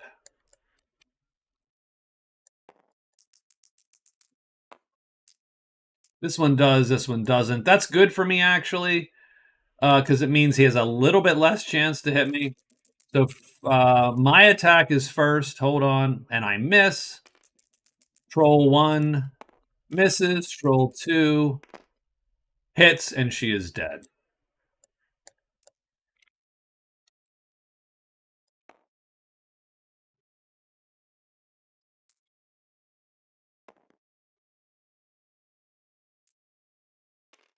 So definitely a rough haul.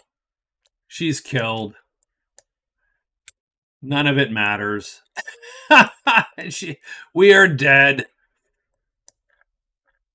The villagers go into the higher natives. These guys are killed.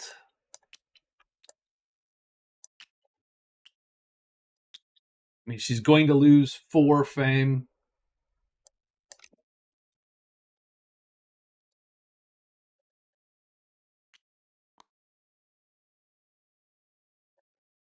I'm not. Where do I put killed villagers? That's the where do we? I'm gonna put them here on their card. How's that?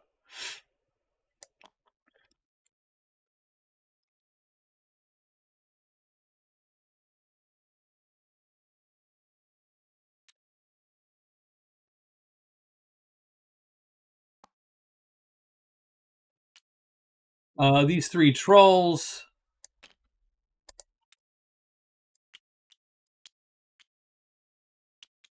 Yeah, that was.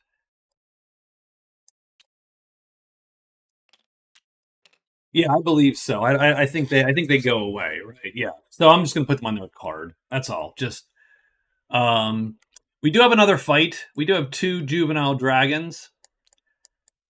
This one feels a little bit better from my perspective, although don't get me wrong. I mean, these guys can get a little fast.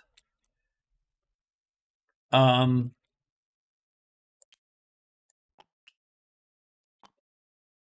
but I think this is definitely a winnable fight for the Black Knight. We are alerted, so we are going to challenge both of these. The left one by default is always going to be the target. So how do we play 2 juvenile dragons? Well, they're either gonna. So I think we play the first round. We just go like this: 1, 2, 1, 2, and 1, 2. 2 attack, 2 defense. I don't often. Um,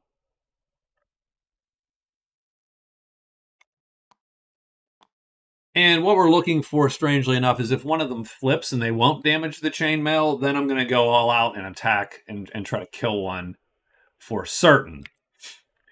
In this case, we will just play it a little slow and see if anyone flips round 1. Remember, my target's the leftmost one. So he's going to flip. And my attack is longer than their attack with the same speed. So we do go first. And we have a 44% chance to hit the first juvie dragon. And we do. And we kill it. And so that is done. This guy then comes back and he has a chance to hit me. And he misses. And now the question is, how do you play? We could slow play it, of course. I think we're going to fast play it, though. I think we go all out attack with our 6 cubes. And done. So does he flip? If he flips, we're going to kill him. He doesn't flip, though. Our attack does go first. We have the 44% chance to hit. And we do hit him, and he is dead.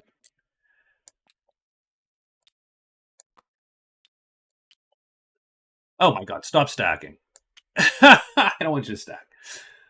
So we get 20 fame. So the first sort of actual, honest-to-goodness, positive accounting of these poor characters here. So we're going to get 2, 1, and 0.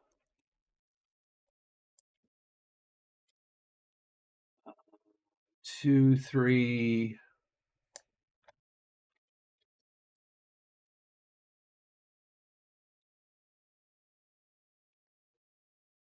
So there you go. Those are our scores. Now we got to figure out what to do with our poor dear. I think we just start her over.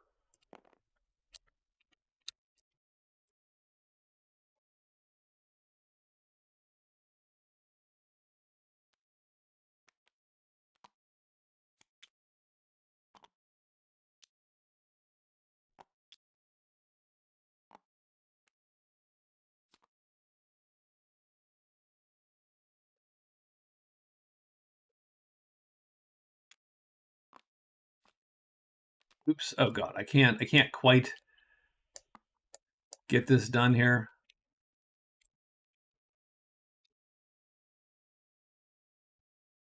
Yeah, I'm just gonna toss her crap, I think, into the item pile again.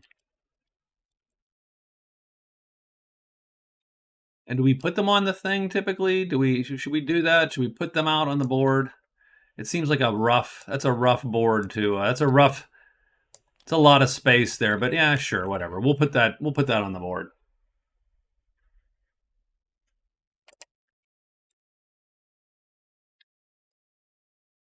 We're gonna knock her back down to nothing.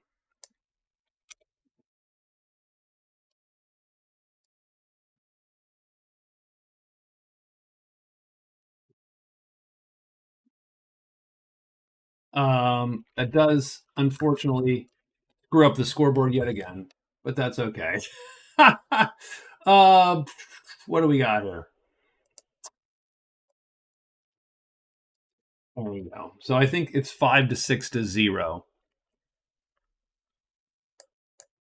Her missions are gone. Everything is gone.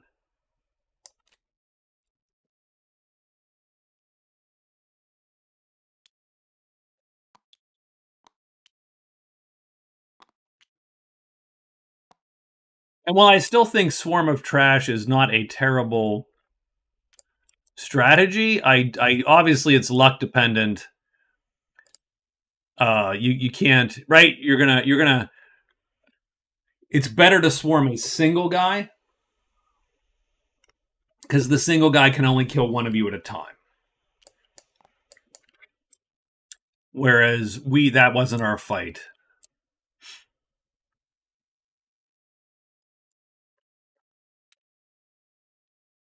So I'm going to leave her out for a day.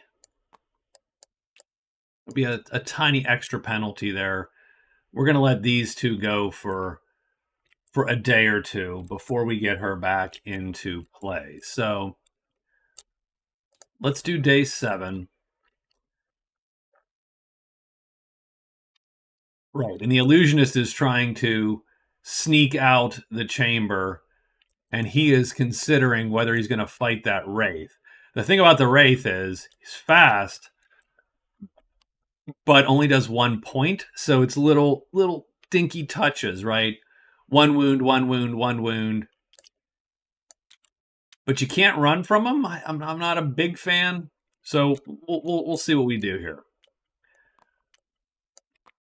Let's get our stuff all together. And now let's do our next day. So she is not quite there. The Black Knight's going to go. Yeah, I don't know that you would ever...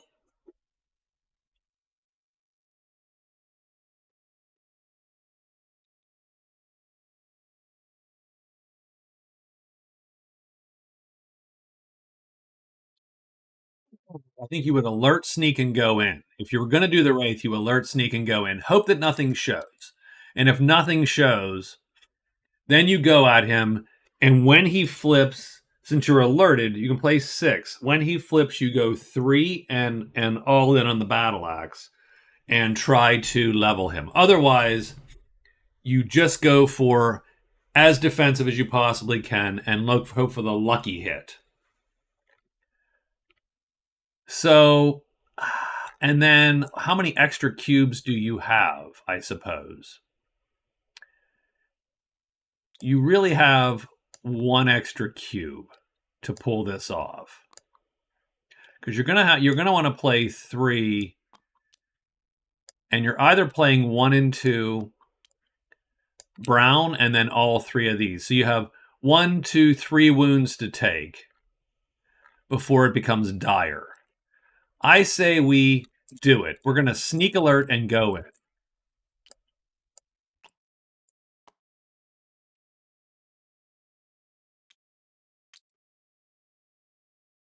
And we immediately have to check.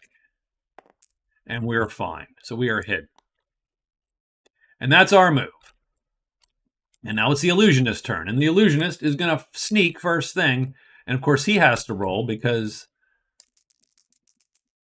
And he does. So he's good.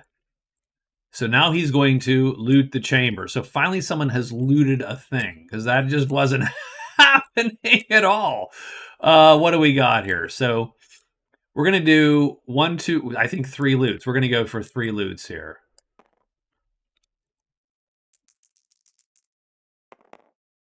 We get 1. So the first treasure. So top.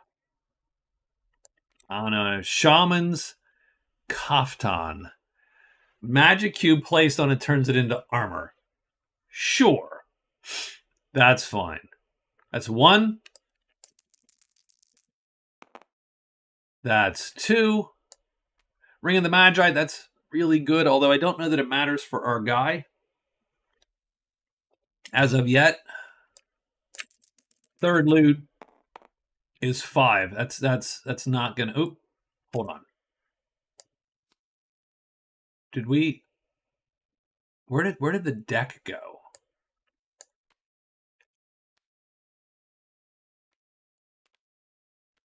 Oh, I love tabletop sim. Where'd the deck go? Okay, there's the deck. The deck is still... Yeah, okay. It's just under... Hold on. Let's get the whole deck and put this on top. But the 5th treasure is nothing. There's no draw. So done.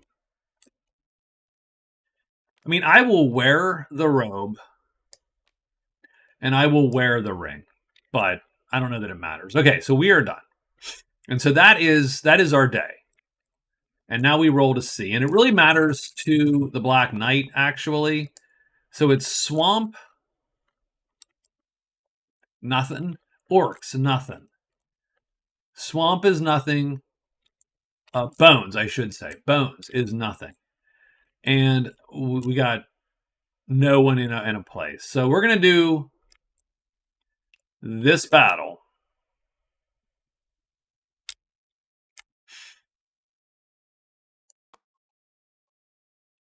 So we are alerted. We're going to play 2 defense. And I hate to say it, I'm just going to put them down here because it's going to be play 2 defense, 1 offense. Well, I can't see them on here either.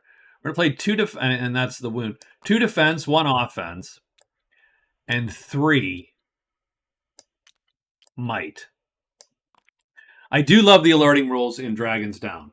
It's under the mat. Yeah, it just drops under the mat, Kirk. Yes. I do love the alert rules in Dragon's Down.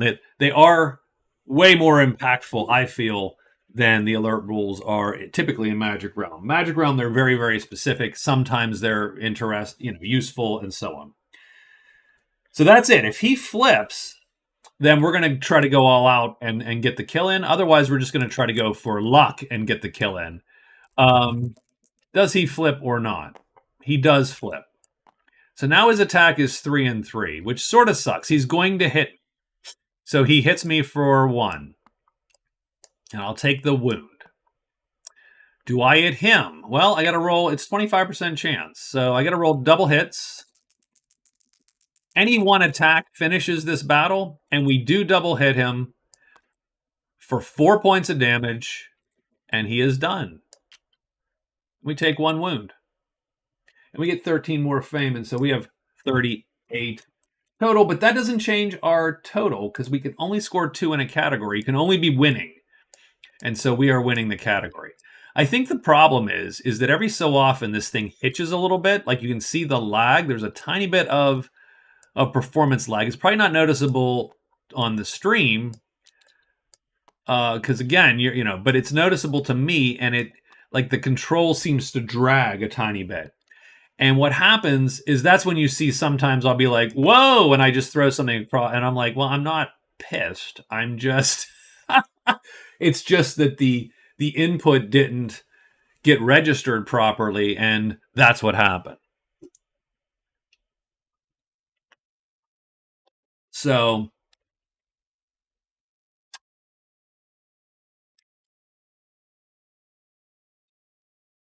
I mean, good for the Black Knight. That's a good.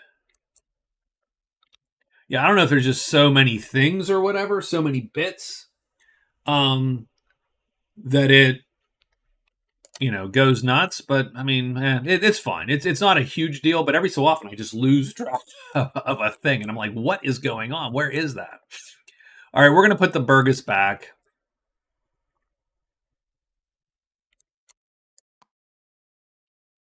And we're going to put her at the outpost. We're going to say, in walks her sister, Matilda, and Matilda comes into the outpost.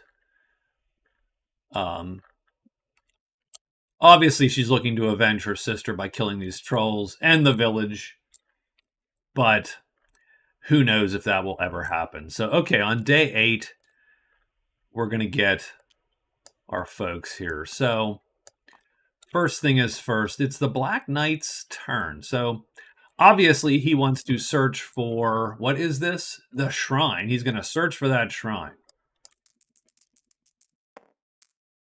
That's 1 search. In 2 searches, he finds the shrine. As is custom, we will copy paste.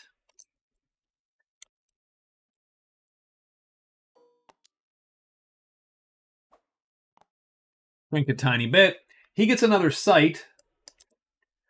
So that's going to actually put him in the lead on sights.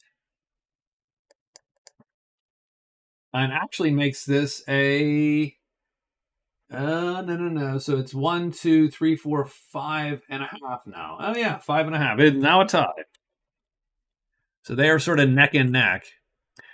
He does get one loot of the shrine. So let's take a look at the shrine. Where is this? Where is this shrine? It's a forest thing, right? Yes, there it is. So we're going to take our one loot at the shrine here. Oh, wait, and we do have one other thing we need to do. Oh, wrong. Damn, wrong button. Sorry. Done. We get the Bard's Bazooki. I mean, sure. Both, and this is still a tie. Both these characters get an epic treasure, so they both get 1 and 1. So a little annoying because we're going to have to. The half points are actually annoying. I should never have implemented half points, but here we are. I did it for the Florentine football. The oh, I forget the name of it. That's too bad. I'm like, leave it to the Italians that they made a sport, a brutal sport. Literally, looks like a prison fight broke out in a prison yard with a ball, and there's half points in it. I'm like, yes. So we search. We're gonna get the loot. We are gonna sneak, and we are done. Yeah. That time you had to have seen that. That lagged super good. Okay, well, we are, I mean, the illusionist is going to sneak, and he has to immediately do so to stay hidden from the giant titan, and he is. But now he's going to loot again until the chamber is no more. Has 4 treasures, that's still enough. 2. I'll take the second treasure. Yeah, that just slid right under, didn't it? It is the Dagger of Bite. Great for the illusionist, actually. Because it means you can do the same level of damage with very little effort. So that's 1 loot. 2 loots, he gets nothing. The third and final loot, he gets nothing.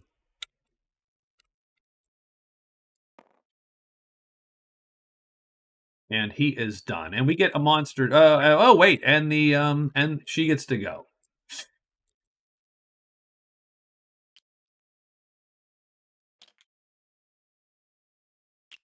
The first thing we're gonna do is let's check out the warden's.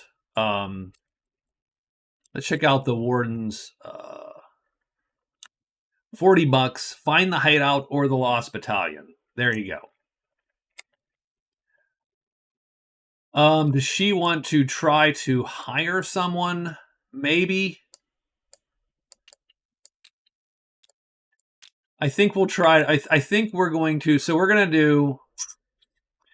Let's try to hire one guy. So for $24, we can hire one guy, but we can also get that down. The warden's like charm. She is nothing if not charming.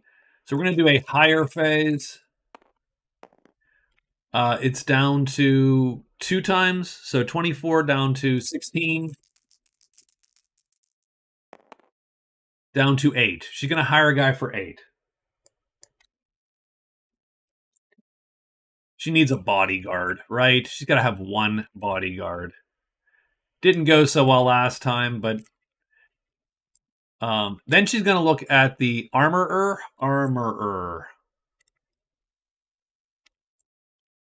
The armor guy. So it's a trade phase there. We'll spread these bad boys out.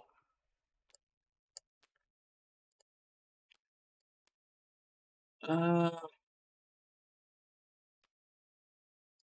think she'll take both of these. Might as well.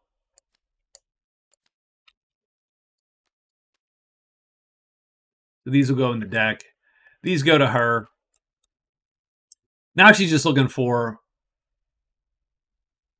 Oh, she got an enchanted treasure, which I don't think matters to her, but that's fine. We'll replace... I do like the buttons on there. That's sort of cool.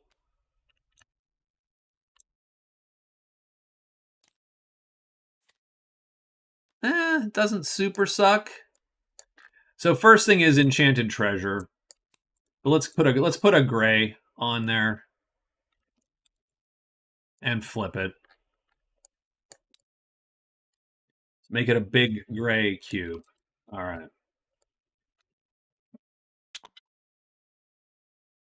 Okay. I don't think the enchantment matters to her, but so be it. All right, so this is her second phase. 1, 2, and she gets 3 more. But I think she's gonna try to buy. I do think. I mean, we need a. I mean, the sling doesn't suck. Although you do have to roll on that damn missile table. that could suck.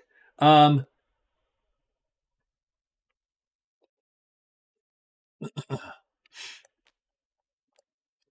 think she'll try for the sling. The sling is a $6 item. I don't think she's going to pay $6 for it. The armorer is a charmy guy. So $6. She might as well try it. Nope, he kicks her right the hell out. It's like, no. It's a piece of leather. What are you bargaining for? That's what he's saying. And she's like, but that's what I do. And he's like, well, you don't do it here, Missy. Nonetheless, she's going to take the body parts to the crone. And any epic weapon she finds. That's pretty good, actually. I do. That's a good one. The peddler. So third phase is going to be the peddler. And the peddler likes wisdom. Well, wisdom's not her gig, but we'll spread these ones out.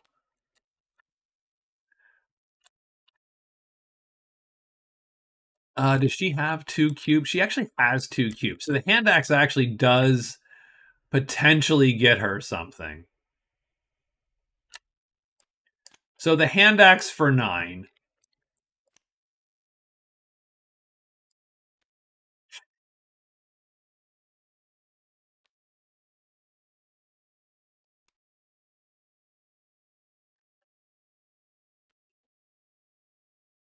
Hand axe for 9.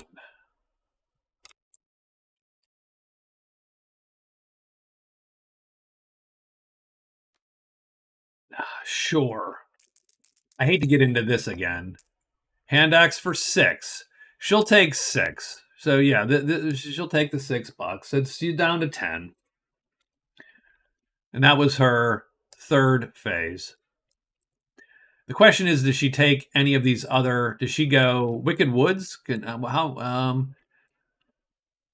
Oh, that's 1, 2. That's a long haul.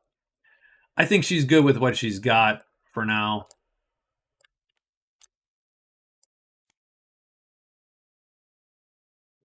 So she has 3, and she goes 4 or 5. Done. And that's her day. And there you go. That's the day.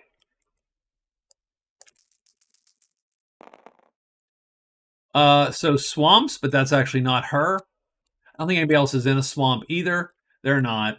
Scratches. I think someone's going to hit scratches. Nope, that is stench and orcs. So nothing appears today. So we are on day 9. Yeah, I'm enjoying these past 2 runs so far. It's been pretty good. 1, 2, 3, 4. She's going to move, and she is done. The illusionist. How many treasures do we have left in the chamber? We have 3. I think we're going to go for it one last time. So he tries the chamber. He's got to check the dice here. Oh, he comes up blocked. Womp womp. And he is done. Black Knight. Do we have the shrine? We found the shrine. So it is time to loot that shrine. Loot that shrine. We have what? 4 treasures. We're going to get 1 loot. Nope. 2 loots. Yes, we get the last treasure in the pile. Oh, I don't know what that feels like. That is the banner of legitimacy. The Bashkar's rogues and sellsword do not like him, but other folks do like him. That is the second loot. Third loot? No, gets nothing. And then he has to decide, and he will probably sneak. And so he is done. Oh, and I do have to write. So she got Warden 3.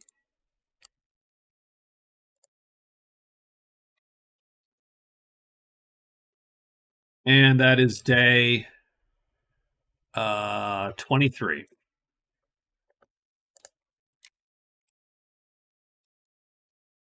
Let's roll for all the monsters. Swamps is nobody still. Orcs is going to draw 3 orcs to a lot of tiles, I think. So we're going to have 3 orcs on the Black Knight. Nope, no orcs here, but 3 orcs on the Black Knight. I don't like the Black Knight for multiple. Like he could definitely use a buddy.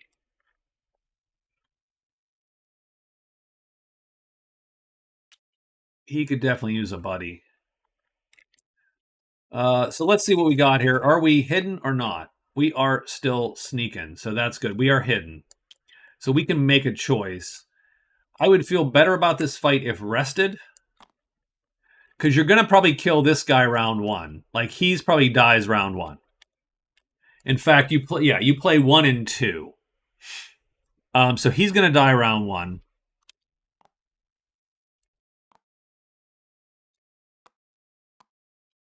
I almost think you go for him round 2. Now, and hopefully you don't get hit by him. So you're hoping to not get hit by the champion or the Boark, but not the champion for sure. And him, I think you would go all out on round 2 and kill, and take the hit from the Boark, with the caveat that the Boark could eat the chainmail with a lucky shot.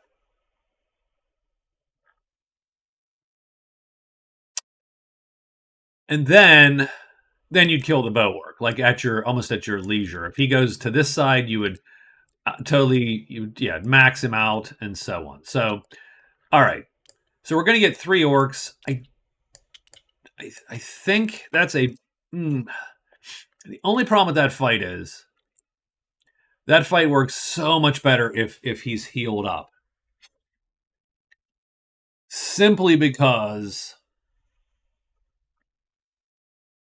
you just get that extra wound, right? You get that extra wound in case it does go wrong on round 1. You have 1 wound leeway.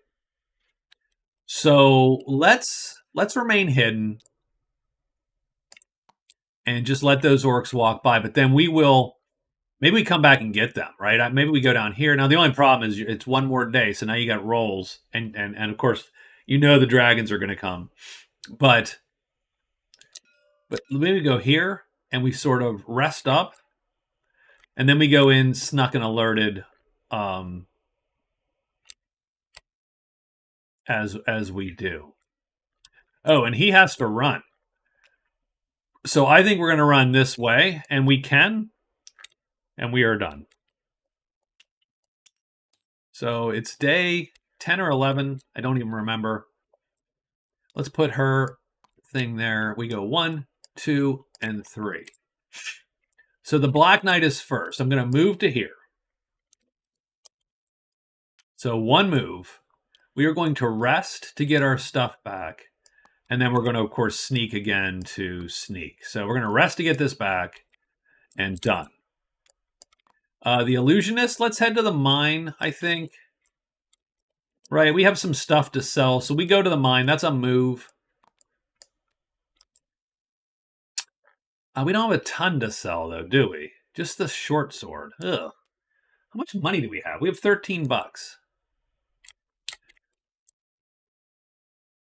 We can't hire any dwarves. That's crazy talk. That's just so much.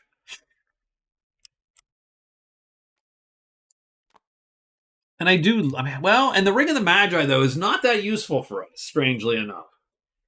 So maybe that's actually, well, yeah, maybe that's the play. We just sell for $10, we get $23. Then we can look to see sort of what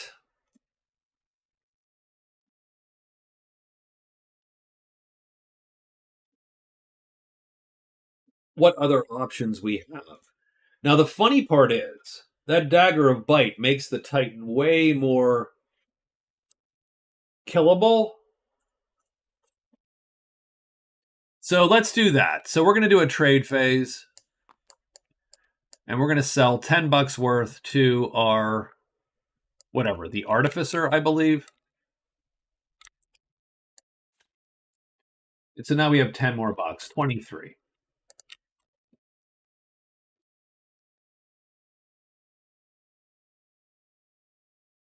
It costs $40 to hire the dwarf. We have to haggle him down twice just to get there.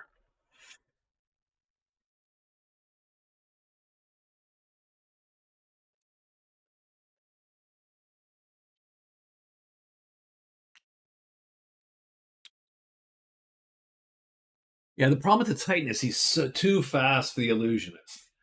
So the problem with the Elven Illusionist is this. Problem with the Elven Illusionist is you are a defensive race. It doesn't mean he runs from almost everything, but what it does mean is he can't hit anything reliably. Two offense, in my opinion, is generally shitty. You generally want three, or the option even to play four is ideal. The option to run away with four is fine, but it means that you're going to be using it because you probably don't have enough. You probably don't have enough of this, and that is sort of the problem with him.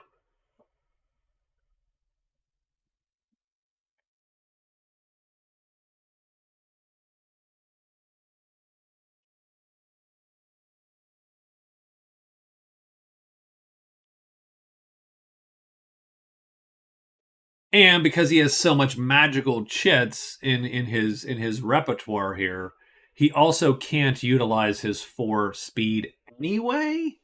So Elven Illusionist, I feel, is not bad. If you're going to do Elf Illusionist, you should do Half Elf Illusionist. Half Elf switches this up to here. You can still take the extra spell, and I generally think, and that's the only difference between picking the Half Elf or the Elf. It's, do you want to be offensive or defensive? And you should base that on your class pick, and you fill in the gap. Or you go all offense because offense typically, I think, is better than defense in general. But having said that, it wouldn't matter anyway because even the half elf would not have enough cubes to play 4 offense. So 3 and 3 would be a better pick than 4 and 2 because the fourth thing does us nothing. So we trade. We sold. Let's actually look at the Artificer's crap, by the way.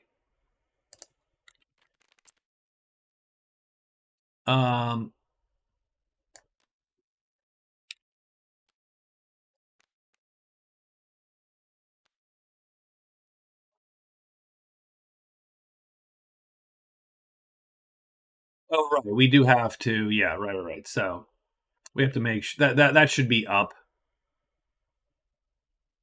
Yeah, none of these treasures are any good. The Tome of Nature is the best treasure. And yet, I mean, I almost barely care at the moment.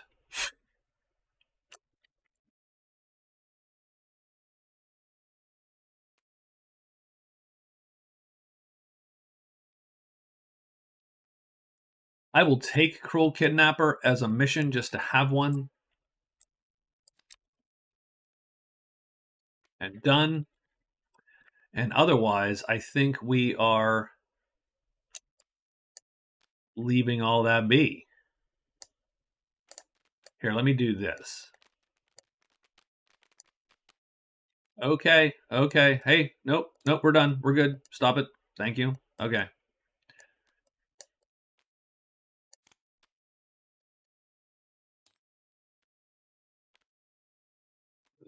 That was interesting. Definitely a little bit of physics going on there. Okay. So we moved, we traded. It wasn't that great of a haul for us. Let's figure out what to do next.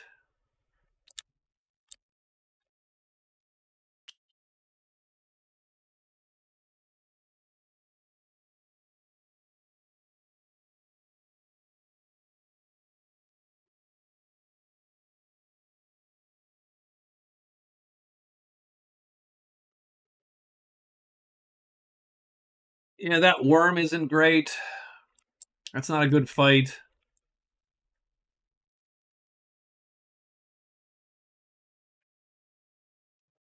I don't love any of this right now. Like we are not having a good. I don't have a good. I don't have a good place to go at the moment. I'm not sure.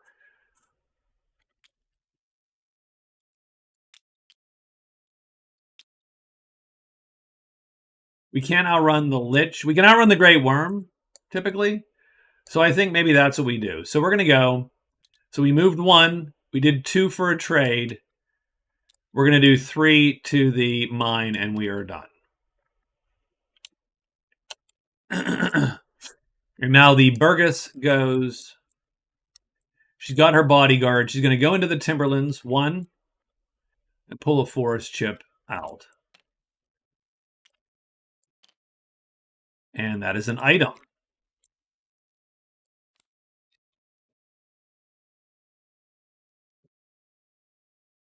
And she can wear the breastplate, so no point in not wearing that. That actually helps her a little bit. So 1 move, she grabs an item. It does suck because be better to find something, of course, but she got an item. 1, 2, 3 into the swamp.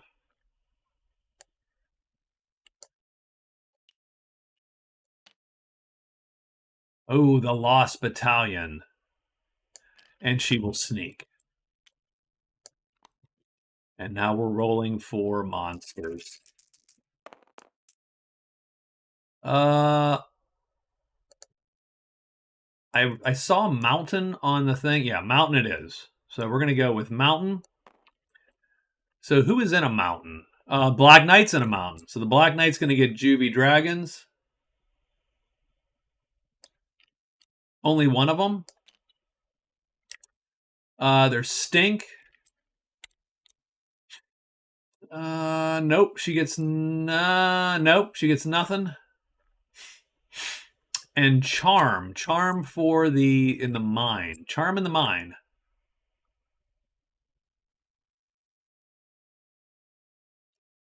Oh, right. And you have to check to see if these guys move, which I've not been doing. So the soldiers could go. If no one's around the soldiers, they're going to move. And so they do move to the mine.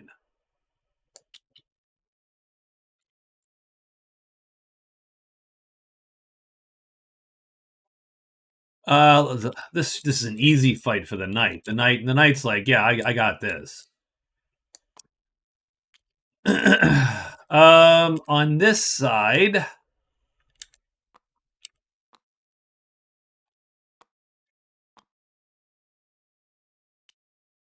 you play. So we're gonna play 3 offense.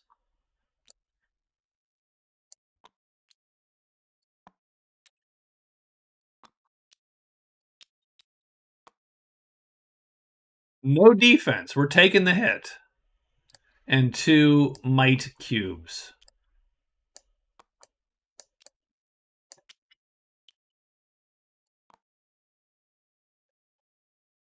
If he does not flip, he is killed. If he flips, well, he's gonna might hit us, but he'll only wound us a tiny bit. He does not flip. Our attack of 3 goes off first. We're gonna hit him, do 2 damage, and kill him. and we're going to get 10 more fame.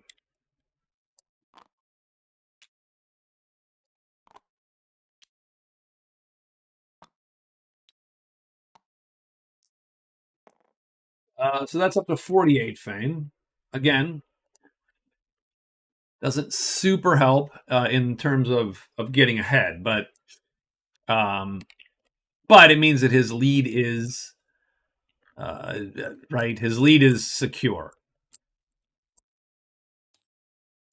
Going to lead us to day 11. That's got to be on save, don't you think? That has to be. That has to be auto saves. That lag. It's got to be on auto save.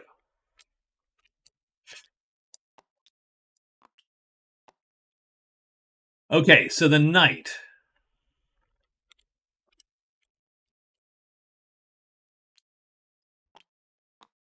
So we definitely want to alert because we've got to alert. We definitely want to sneak in case everything goes wrong and 1,000 monsters pile in.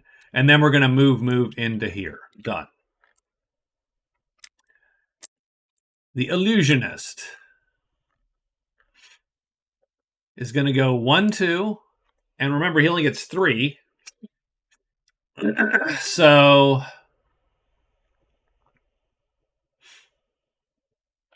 I think we need to sneak.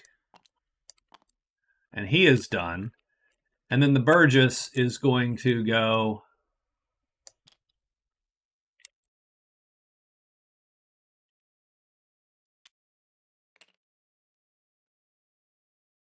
She's not going to go to the village because those people, they're going to be like, you look a lot like that lady that took all of our brothers and got them killed. And she'll be like, no, honest, it was not me. It was totally me. So yeah.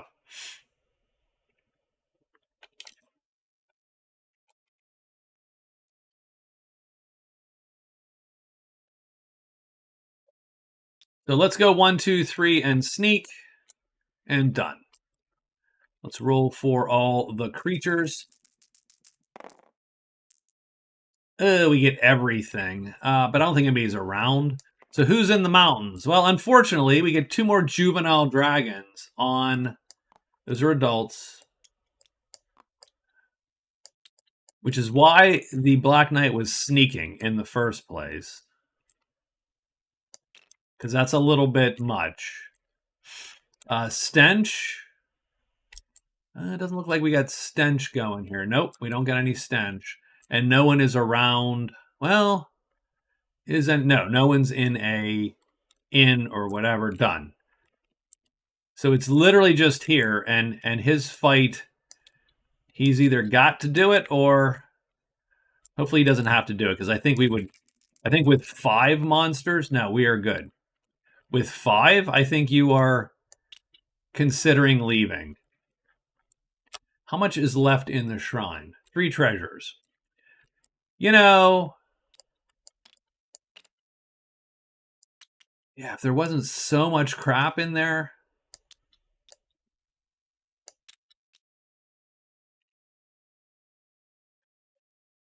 Ooh.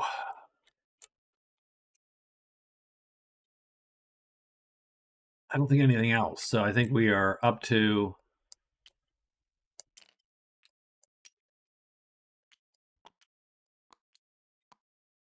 The Burgess is going to search for the hidden path.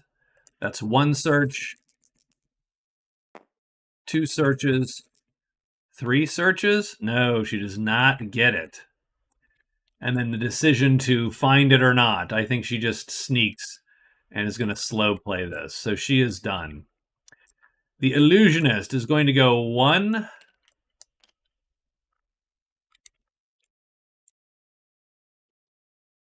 I mean, he is definitely going to.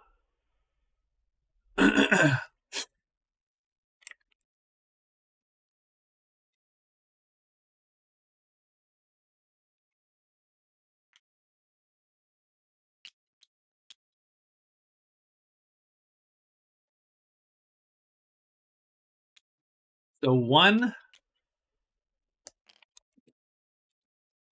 Obviously, we're going to sneak for 2. We'll go in for 3. We have to roll hide immediately. We do, and now we're going to search once, but we're not going to find squat, and we are done. And the Black Knight, okay. Goes 1, 2.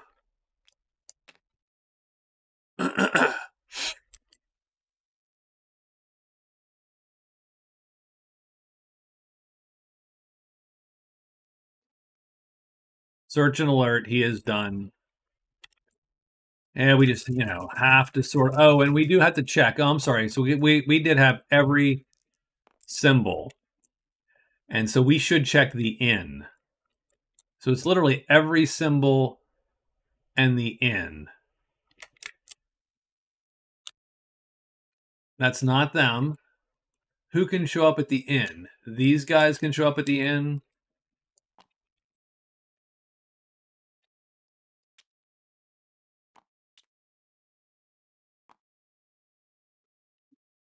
Really, it's literally everybody shows up at the end now.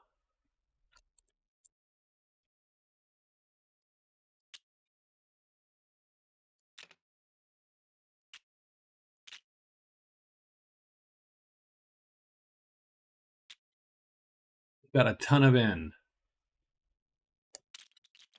Oh, that was not prudent. that was absolutely not what we wanted to. Oh my lord. Okay, Skip.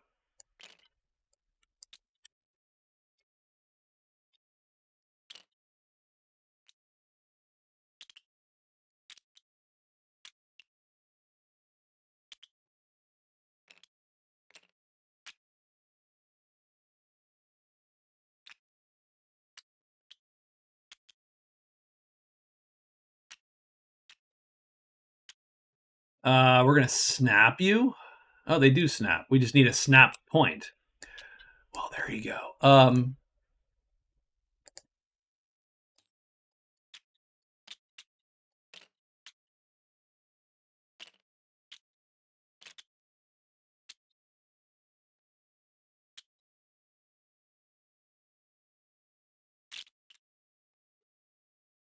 Good enough. Okay. So what are we doing now? So we got everybody at.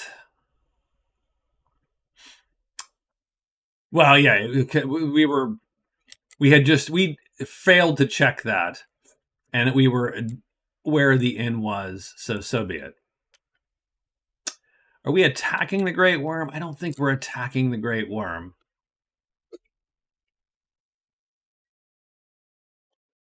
You can run from him. So you could try the affliction garbage, and if you happen to get 2 of them,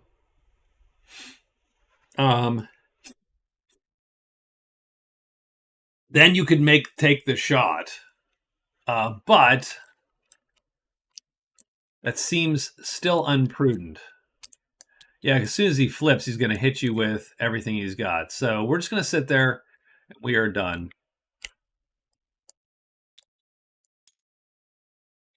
I don't think anything else appeared.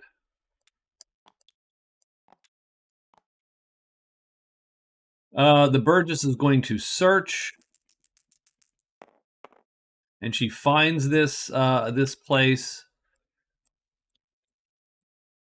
So we're going to copy and paste her chit and put it there. She has found that path. So that is 1, 2, 3, and then she's got to sneak again to make sure she didn't get caught by whatever that is. The Black Knight is going to get out of dodge. 1, 2, 3. He is on the flatlands. He gets an item.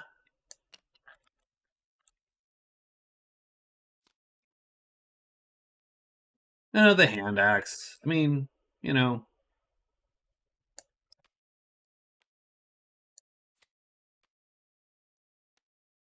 And he'll sneak. He's not alerted, though. And then the illusionist is going to sneak so that he can hide from the worm. And he does.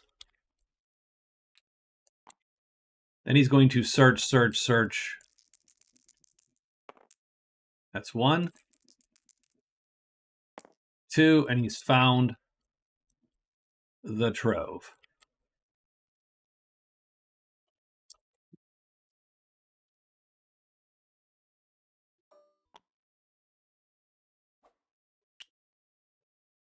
I don't know for purposes of this, I was considering that we should just, it didn't matter if you're the first or not the first. But he is the first into the trove anyway. So he's going to now high our guy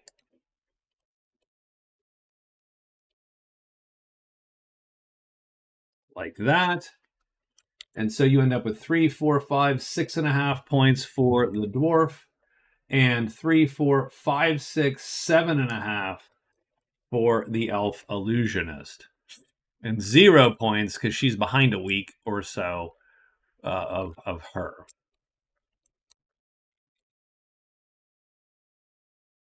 So we found the trove and done. Is that it? Oh, that seems to be it, right? So we could roll the monster's return. That would be great. Is anyone in the woods? I don't think anyone's in the woods. It's swamps and plains. Done. Do we have anyone? So yes, we have all the monsters go back to their places, which is fine. He's dead. I think we're done there, and nothing else appears, and so the day passes fairly uneventfully. And we're ready for the illusionist. The illusionist is going to sneak once with the great worm right there. And he does, and now he's going to loot the trove. There's 8 treasures in there, so let's roll it. He gets the 5th. 1. 1 loot. 2 loots, he gets the 4th. That's sort of point 1 gold. Yeah. 3 loots, he gets the 5th. It's enchanted. Let's replace it. And everything's going to go purple for him here. So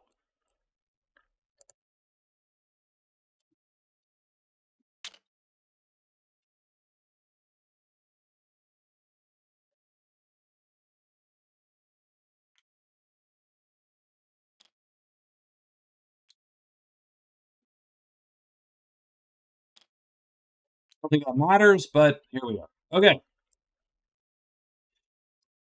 None of these are epic, but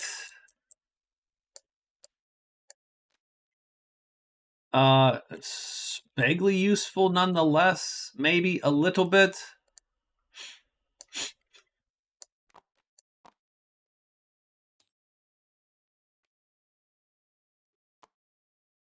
I don't know why they group like that as opposed to any other way.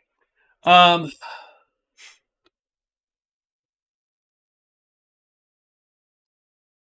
there's no reason not to just burn these, I think, and just take your 2 chips. Take your gold. Take your red. It's extra wounds. You might actually get armor to use.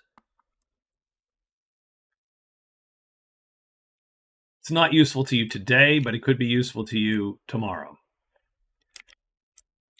The Burgess is going to search for the lost battalion.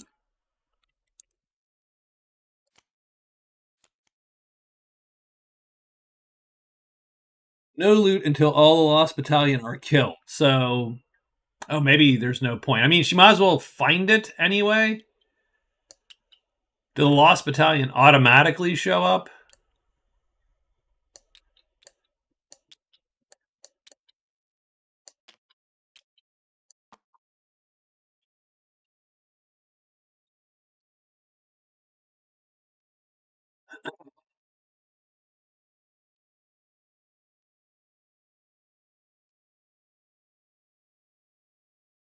Like, do they have to show? Do they show automatically? Like, that would be. Man, they're so fast.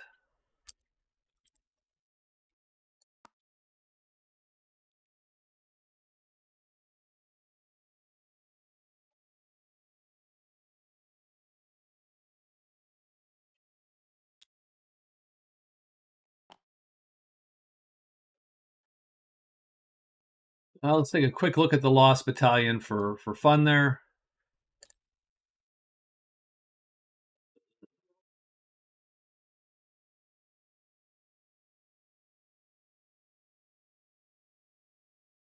No, it just says can't be looted until. So they don't. I don't think they necessarily appear.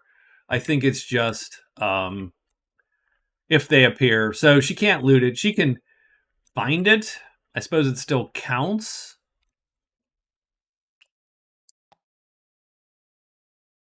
Uh,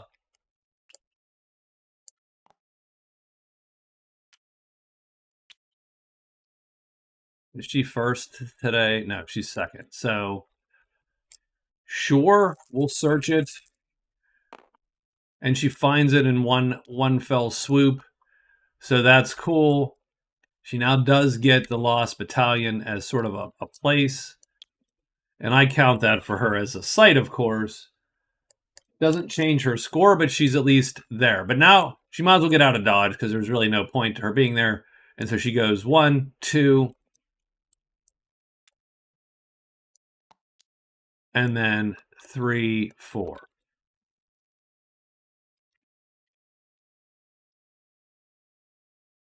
And the Black Knight goes 1, 2, 3 into the mountains. We get the Forgotten City. So he immediately gets another site, which is sort of fun for him.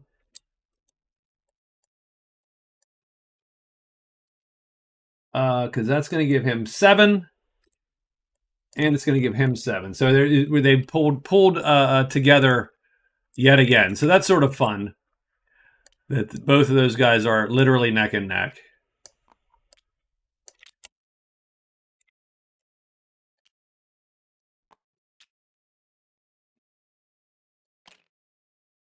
And we're going to get 3 items, a cache, and a gate. Yeesh.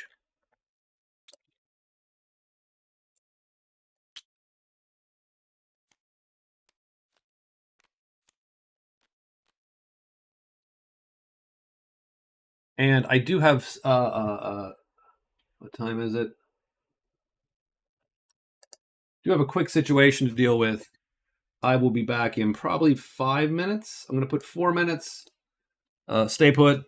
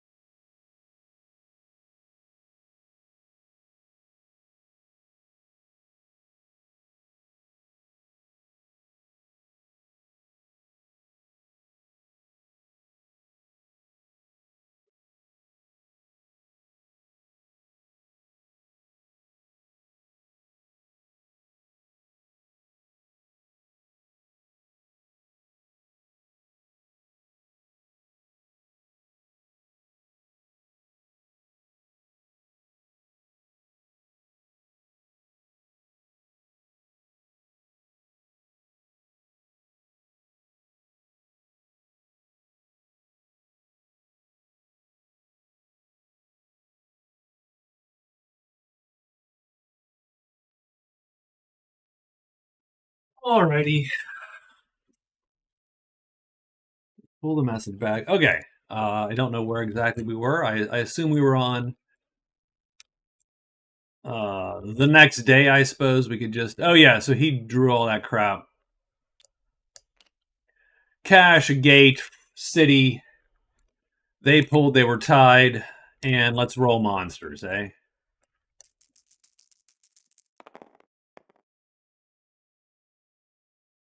So woods are bad.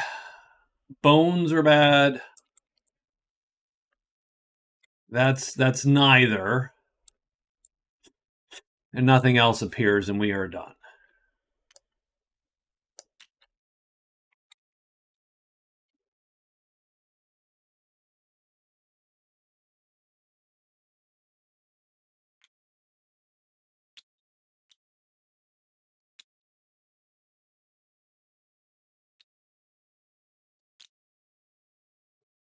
The cell swords are slow.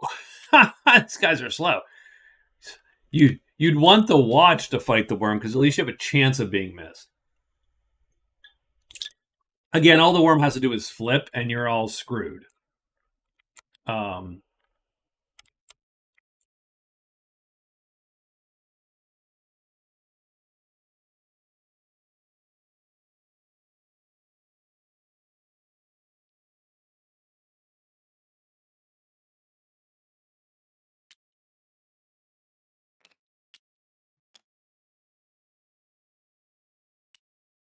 Yeah, well, I'm gonna put these guys here,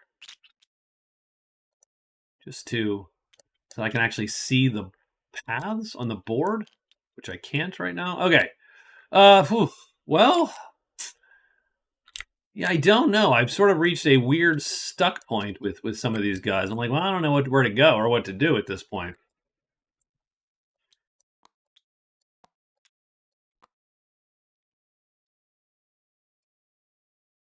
I think she goes one and of three because, of course, she can only do three now. So one. She does pull a sight. That's good. Catacombs in four.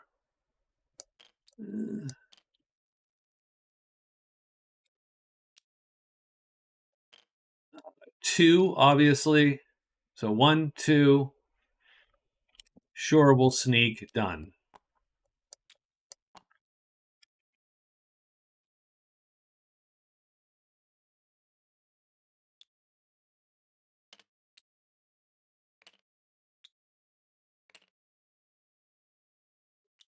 Knight should go one, two, three.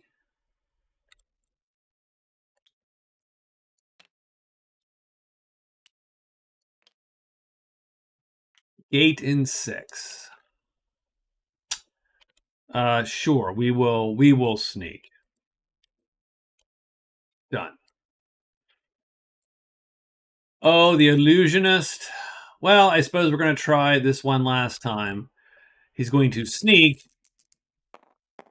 He does hide. That's going to allow him to loot a little more of the trove here. He gets the second treasure. But it's cursed. Womp womp. But it's awesome, but it's cursed. So he does get a curse. An immediate curse. Left to right. 1, 2, 3 left. 1 through 6. 4. Left 4. I don't know why those are there, but hey, so be it. Copy. Paste. Left 4. You may not rest. Okay. He does get the Garb of the Gale, which is going to put just here. So I think, what, any move can go directly to a whatchamacall? Which is pretty nice, actually.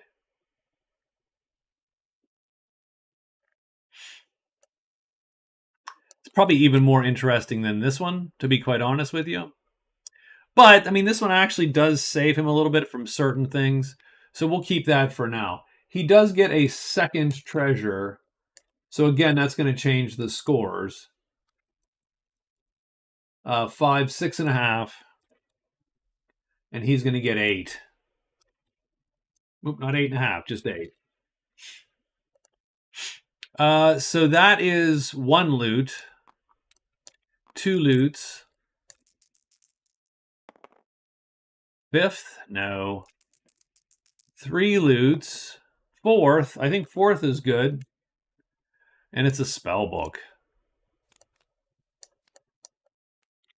That could be a good spell book for him. Oh, yeah. This one is not a good spell book for him, by the way. But this one is. He can literally learn all of those. And get his points in spells, because he's not getting them now. Okay. So he is done. I think that's everybody, and now we're up to rolling monsters. Let's see what monsters appear. So we're gonna get mountains and scratches. I don't think anybody's in the mountains. No one is. Who has scratches? Centaurs for the illusionist, and that's it. Centaurs for the illusionist, but only 1, I believe. Yeah.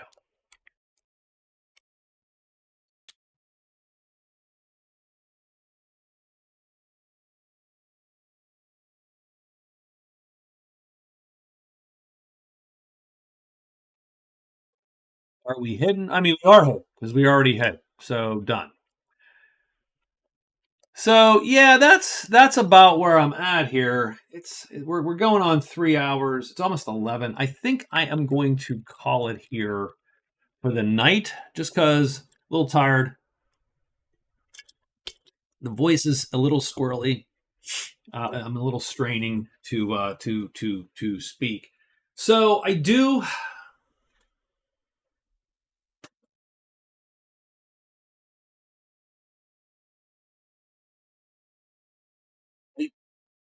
sort of maybe like the scoring format where you score a set number of points on each category based on what place you're in. I do like that a little bit.